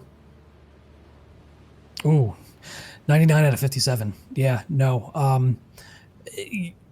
You're just kind of overwhelmed by the sheer number of dolls in here, not really picking up any individual unique features. But each doll is roughly carved. They're about just under 2 feet in height. Roughly carved, movable limbs tied together with yarn. Features are drawn on roughly with what looks like ballpoint pen, and each one is hanging from a metal hook on the wall, surrounding you on all sides. So these are dolls and not marionettes, right? Correct. Okay. Yeah, no strings hanging from them. I'd say with And that, they're not. that I was just gonna say they're not reminiscent of other marionettes we've seen. No, I don't believe so. No. Okay. Cool. yeah, with that fumbled at 99, I'd say that Cassandra just gets drawn to one doll in particular as everyone else is filing into his apartment, and just as everyone is moving and socializing or whatever, she's just staring into the crudely drawn eyes of this one doll. Not that it has any significance to her that she knows of right now, but it's just she's getting kind of lost in it. And there's a couch, there's like a small coffee table, and like this small little, I guess you could consider it a dining room table. It's got 4 chairs around it, and that's really probably 2 more than it could comfortably fit. But he kind of takes off his bellhop top, his uniform top, and you're revealing this sweat-stained, yellowed V-neck undershirt. And you see kind of how wrinkled and old his arms and hands and fingers are. Say, just take a seat anywhere, wherever you find a spot. Let me go whip something up real quick, huh? Thanks, Charlie. Hey, do you have anything to drink? I got some water. They got some sodas in here. You know something else? I mean, if you've got something else, but if not, then, whatever you've got is fine. Yeah, Ma cooked me up with a bottle of the shine he's got, so I got some of that. I will take a soda and some shine, please. All right, yeah, here you go. And he'll pour you like a little glass of. It's a very dusty, very old glass that he kind of puts a little bit of the moonshine in, and he gets you like a old timey bottle of Coca-Cola. He sits in front of you. Yeah, Michael will begin lovingly crafting himself a cocktail. And by Okay. that, I mean pouring the Coca-Cola into the gross, dirty glass and giving the glass like a little bit of a skeptical look, but then kind of shrugging and taking a swig. What's everybody else doing?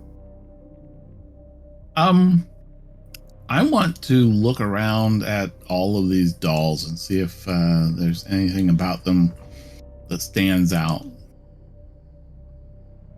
All right, roll alertness. Okay. What we get? 65 out of 74. Yeah. Mm-hmm. You notice one looks like Mark. One looks like Abigail Wright. One looks like Dr. Friend. Dr. Dallin. Dr. Barbas. Some recognizable faces among the others. I'm gonna point this out to the others. Hey, does that look like Barbas to you? Cassandra, Yeah, it does. Yeah. I'll be darned.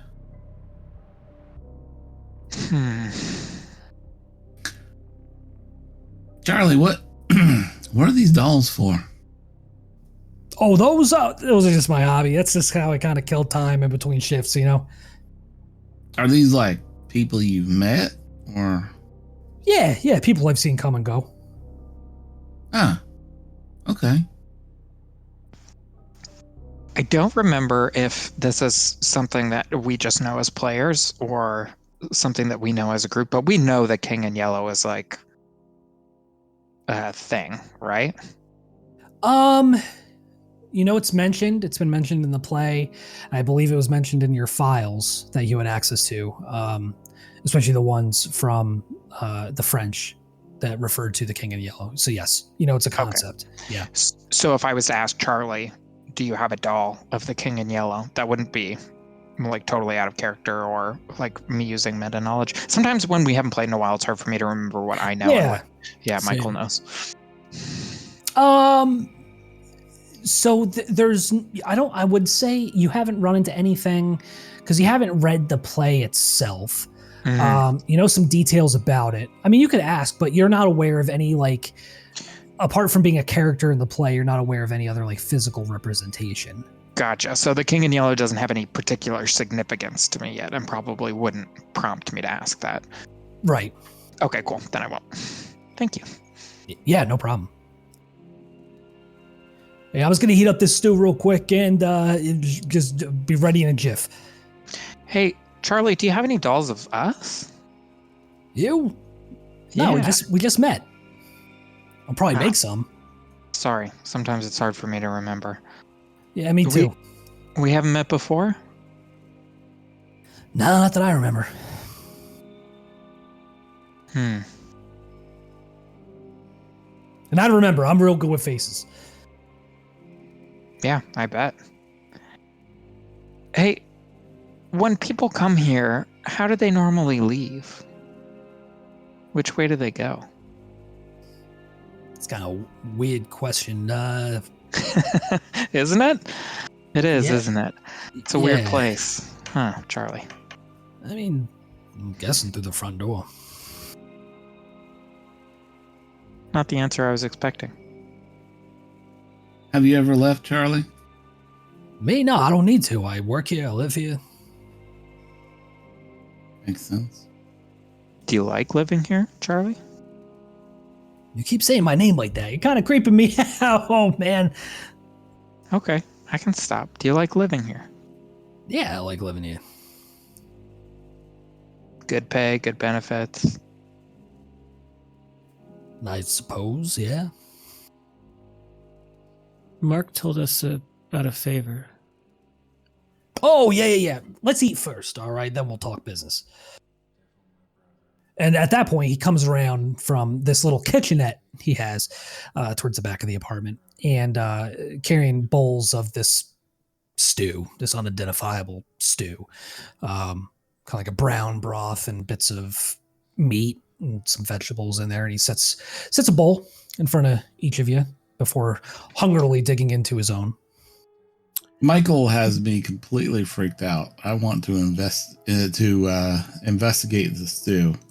Oh yeah, I was about to say, what do I have to Yeah. roll to figure out what kind of meat this is? How many fingers and toes are sticking out of my stew, Vince? I would just roll. It's good question. Does anybody have any culinary art skills? No. No. Maybe just roll like a general alertness, I guess. Whoever's got the highest. Should it be forensics? No. If you want to roll forensics too, go for it. I've got a pretty decent forensics. So do I. Actually, stand by. No, it wouldn't be forensics. It would be more because forensics is more like, forensic science, blood splatter and gunshot patterns and stuff like that. I will say, with your respective ratings and your respective skills, it looks like meat. Okay, all right, okay. Sets my mind at ease. Michael's gonna eat it. Yeah, Mark puts a spoon in and kind of looks up at all the others to see what they're doing before taking a bite himself. I mean, it's a little under seasoned, but tastes like stew. You recognize the taste of chicken, maybe some kind of sausage in there. Cassandra And just neither looks of over those it. sound good. What's that? I mean, chicken and everything tastes like chicken. That's true. Yeah. Long pig. Yes. Well, I think humans are supposed to taste like pork, so that's a good sign. Yeah, there you go. How does Geneva react to this? Yeah, what's Geneva doing? Yeah, she's just been it's almost like she's observing her companions as much as she is observing Charlie, but she will take a little bit of the soup, probably just like going around the meat and doing the broth, but she'll eat it a little bit. But yeah, she's just observing. Yeah, how do you like it? You like it? Is it good? Yeah, it's good. Thank you. Hey, no problem. No, I'm glad to hear that. What type of meat is this? It's just some scraps from the kitchen. Like they get some chicken, some old pork sausage in there. It's good. Hey, glad you like it. All right. Yeah, so look, I guess Mark kind of spoiled the whole thing. I asked you down here for a reason, right? I need a little help with something. Y'all kind of like, you know how to handle yourselves, so I figured I'd ask.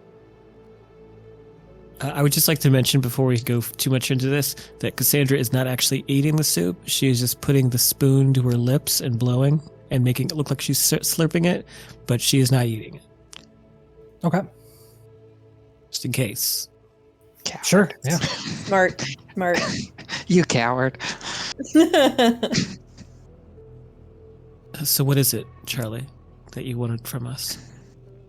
All right, look, so management, they need some ratas to go up in the ducts and play some poison for the rats, kill any rats they happen to see, that kind of thing.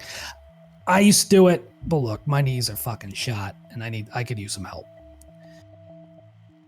Cassandra just gives kind of a perplexed look over at Geneva and then the others. You want us to help you get rid of the rats? Yeah. What? Sorry, that's just not what we were expecting, I think, given the way Mark talked about it. But what exactly will that entail? Like I said, so kind of just, make your way around the ducts, play some poison. If you happen to see any, take care of it. It's really it. What kind of poison you got there, Charlie? Like rat poison. Arsenic? I don't know, whatever the kind that kills fucking rats. Yeah, when I was in college, we had rats. Somebody put down some poison for them. It was the wrong kind. they ate it and they died in the walls. That didn't turn out very well. You gotta use arsenic for rats. It makes them thirsty. They come out of the walls looking for a drink. Well, there you go. Yeah, I'm guessing that's what we got. I don't know. All I know is management, they hand me the poison. They're like, hey, you take care of this. And so I take care of it. This has got to be the least crazy thing we have done since we've been on this ride. I'm up for it. All right. And if there's anything you need, you let me know. I'll take care of you. Rest of y'all okay with this? Sure. Something to do at the very least.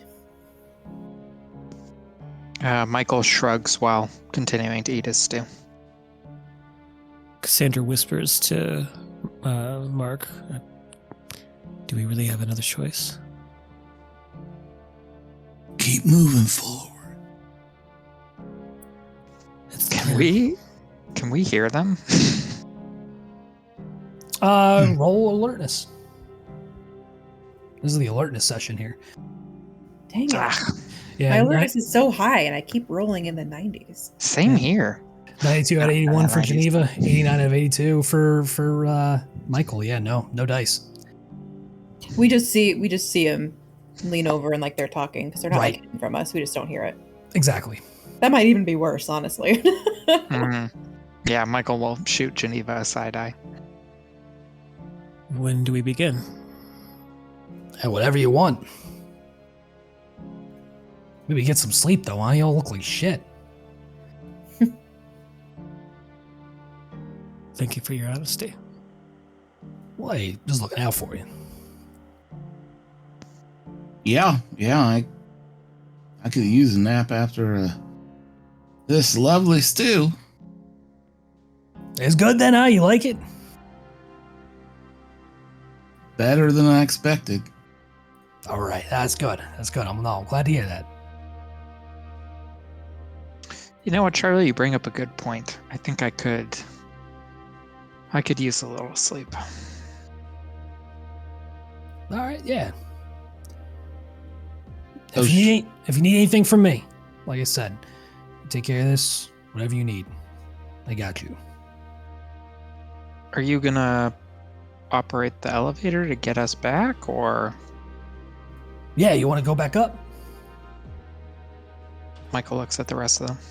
Well, I don't imagine you'd want us to sleep in your apartment with you, given the size. No, that's a good point. No. Yeah, come on. All right. Were we gonna meet back with Mark Rourke tonight, or just like whenever we get to it? We're gonna meet with him once we've gotten into once we've finished the favor for Charlie, and then Charlie's guided us to the door. Once we pass beyond the Gotcha. door, Mark Okay. is going to be waiting there for us, and then we're going to go on the next thing with him.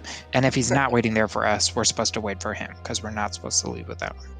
Gotcha. Okay. And nobody's made a specific request of Charlie, so he doesn't really know what you're doing, what you're in this for. Yeah, but yeah, I that's mean, do we true, want I to keep guess. it vague with him, though? I think like that might not be a bad idea. Well, Yeah, also, there might be something else comes up later we want to ask him instead. Yeah, and Mark said that he would do it, so. Well, I Mark just kinda said Mark said he would go in with you. He wouldn't tell you where the entrance was. No, Mark said he wouldn't tell us where the entrance was, but Mark said that if we did a favor for Charlie, Charlie would take us to the entrance. Yes. Yeah.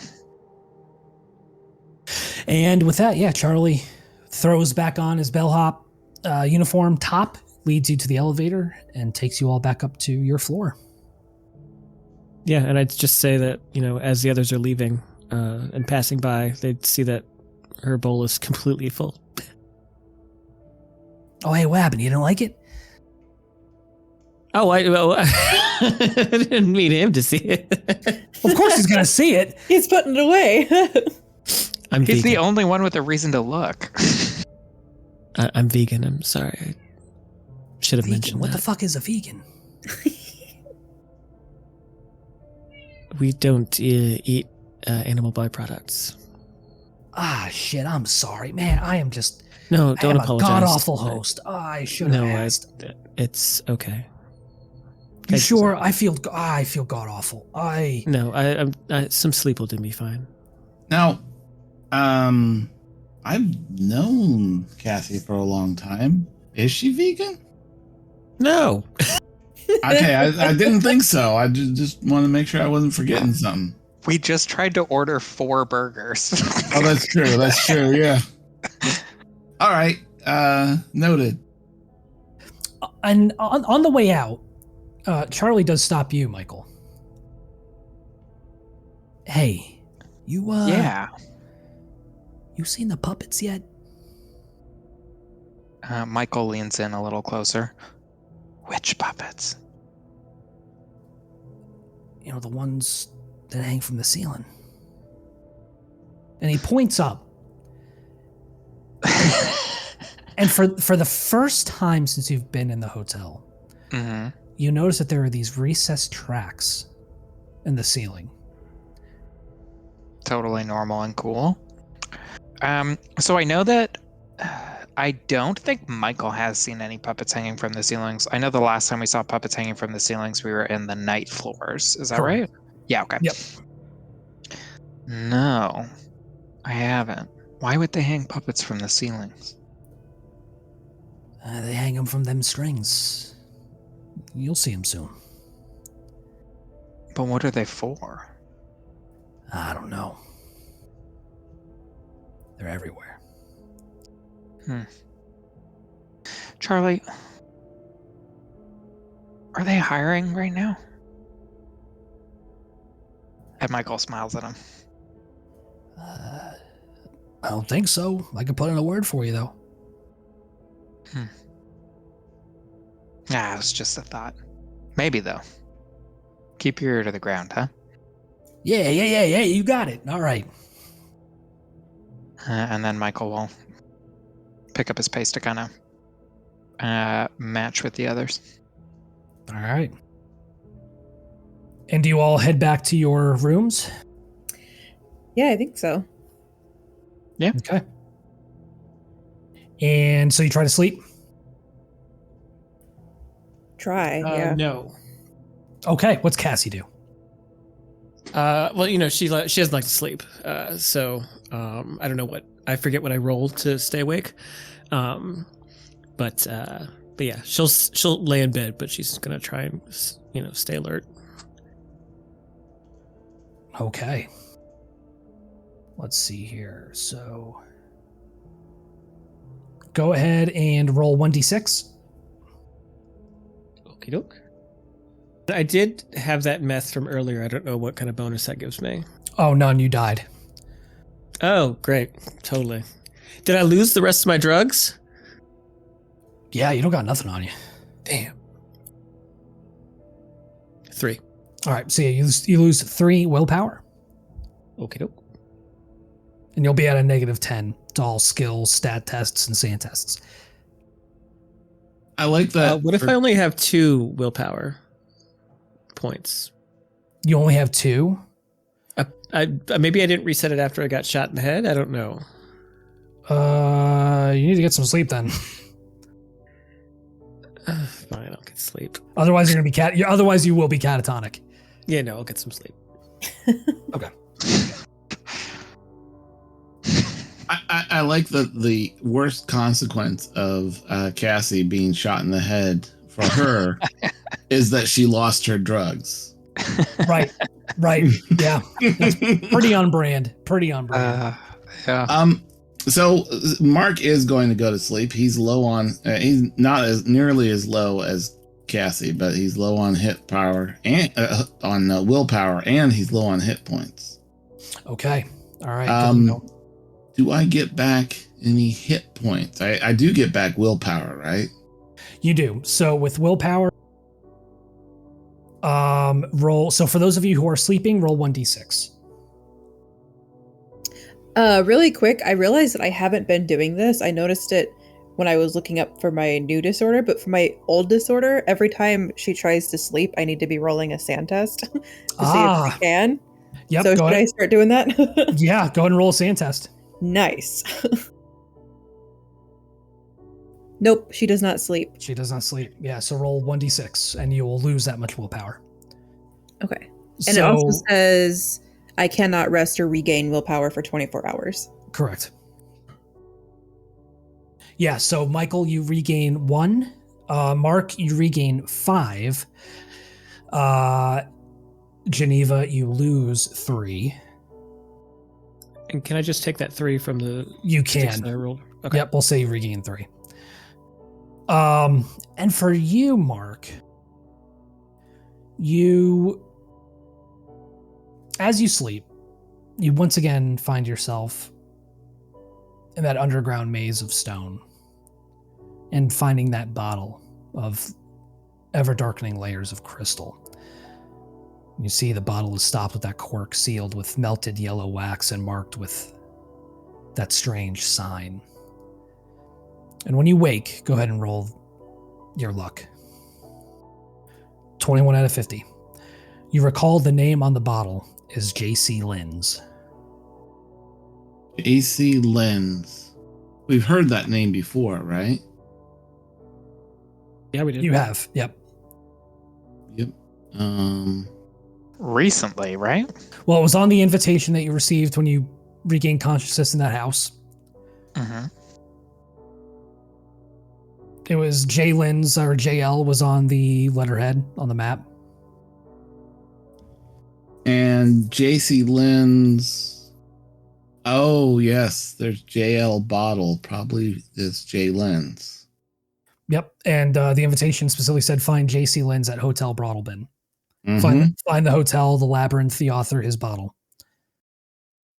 And yes, we know that from before that from the map that we found earlier that the jail bottle is in the basement.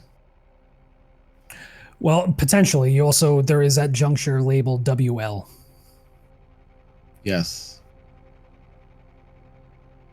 Now, I mean, we've been through so many things. I don't think we would have our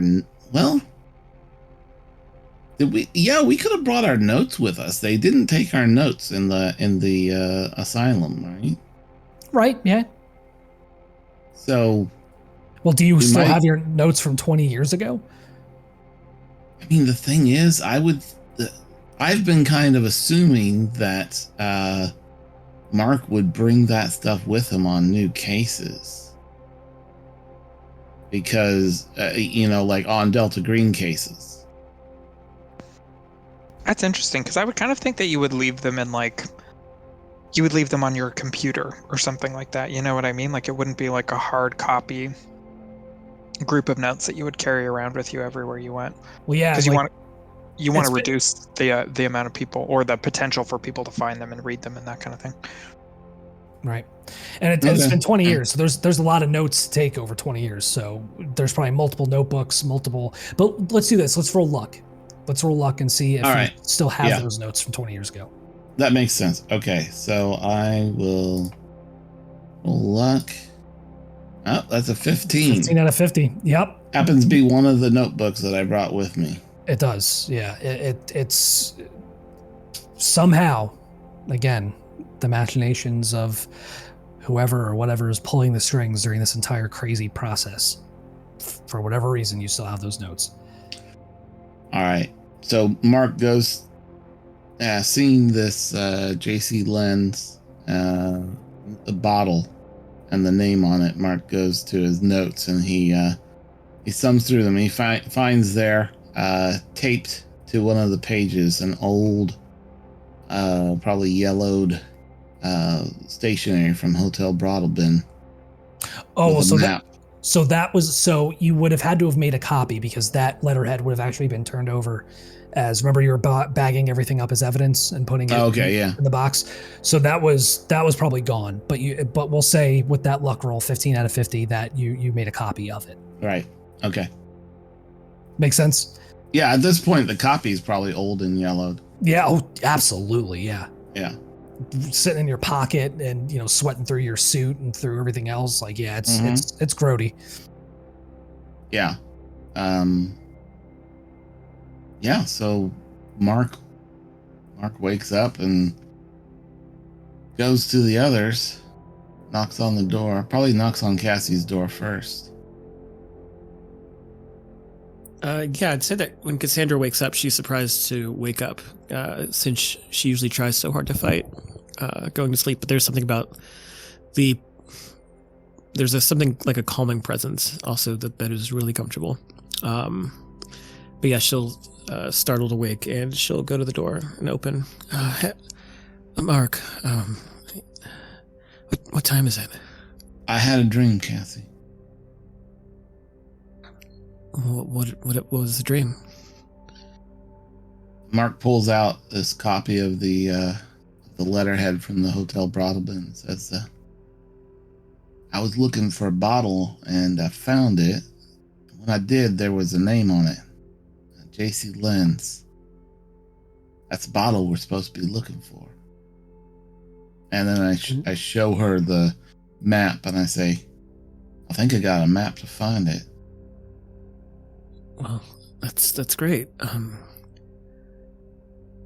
Let's get the others. Let's figure out what we're going to do. You doing all right? Yeah, I know this is strange to say. I didn't expect to fall asleep last night, and I did, and I still feel really a little bit foggy right now. So, Oh, you don't know. You look good. You should get more sleep. let's go find the others. All right. And she gives Mark a bit of a almost disapproving look. Okay. Mark will knock on the other two doors. Show them the map as well. Yeah, Michael will answer again in his house coat. Okay. Yeah, Mark, what? Well, I mean, we're going back down to see Charlie, right? Are we going down to see Charlie or going up to kill the rats? I guess we didn't get any of this stuff. Yeah, we need to get the poison first, I think. Good point. Anyway, okay. I had when Geneva gets here, I'll tell both of you. I had a dream last night. Okay. She doesn't sleep much. We can go knock on her door now. Knock. Yeah, she's at the door immediately. Fully dressed, ready to go. Morning. Hey. Are you ready to try our hand at pest control? I mean, if that's the job they give us. How'd you sleep? Fine. Yeah, Michael nods and drops it. And we'll say, eventually you make your way to the elevator and Charlie takes you all to the basement. And he gives you a flashlight, a box of rat poison pellets, and instructions. Just lay them along the junctions of the various ducts that you'll be maneuvering through, the entrance to which is down there in the basement. And kill any you see. And come back after a few hours. Everyone brought their guns, right? Yeah, Geneva always has hers. Yeah, only Geneva and Mark have guns at this point. Yeah. Hey, Charlie, do you have something I could use to kill a rat if I see it? I'm not sure I could punch it to death, you know? I think I got a hammer around here somewhere. Sure, that'll do, I guess. All right, yeah. He runs to his apartment and comes back with a worn, battered hammer. Before he runs to his apartment, I might actually ask him, do you have a jumpsuit or something, like a pair of overalls? I've grown kind of fond of this. Are you still wearing the robe? Oh, yeah. Jesus Christ. Michael's living in that robe now. Nah. Oh, that's a shame. Okay. You may want to write something else. I'm just saying. Yeah, I mean, Michael, when we get into the ducks and everything, just you go last because I can see right up that thing. He's wearing underwear. But fair. Yeah, he's wearing underwear and stuff underneath, but Does he even have shoes on? no. Little tidy whities. No, it's Yeah. the tetanus, I'm telling you. That's 100% tidy whities. Okay. Not even slippers. He's honestly like, this is all completely ridiculous. I don't have any say in anything. House coat's super comfortable. I'm just gonna wear it. Love that. Okay. Oh, man. Conversely, Cassandra is that was still a wearing sigh of bloody defeat. clothes. So. What's the difference between wearing a house coat and pants for you? It's not like you have to change a dungeon. Great point. So eventually, Charlie takes you to a kind of like a boiler room or HVAC room, and there's a ladder and an entrance up to the ducts. Don't have too much fun up there, huh? We'll try. Don't worry, we won't. And as you all climb into these ducts to begin your favor to old Charlie, the elevator operator, I think it's a good place to end tonight's session.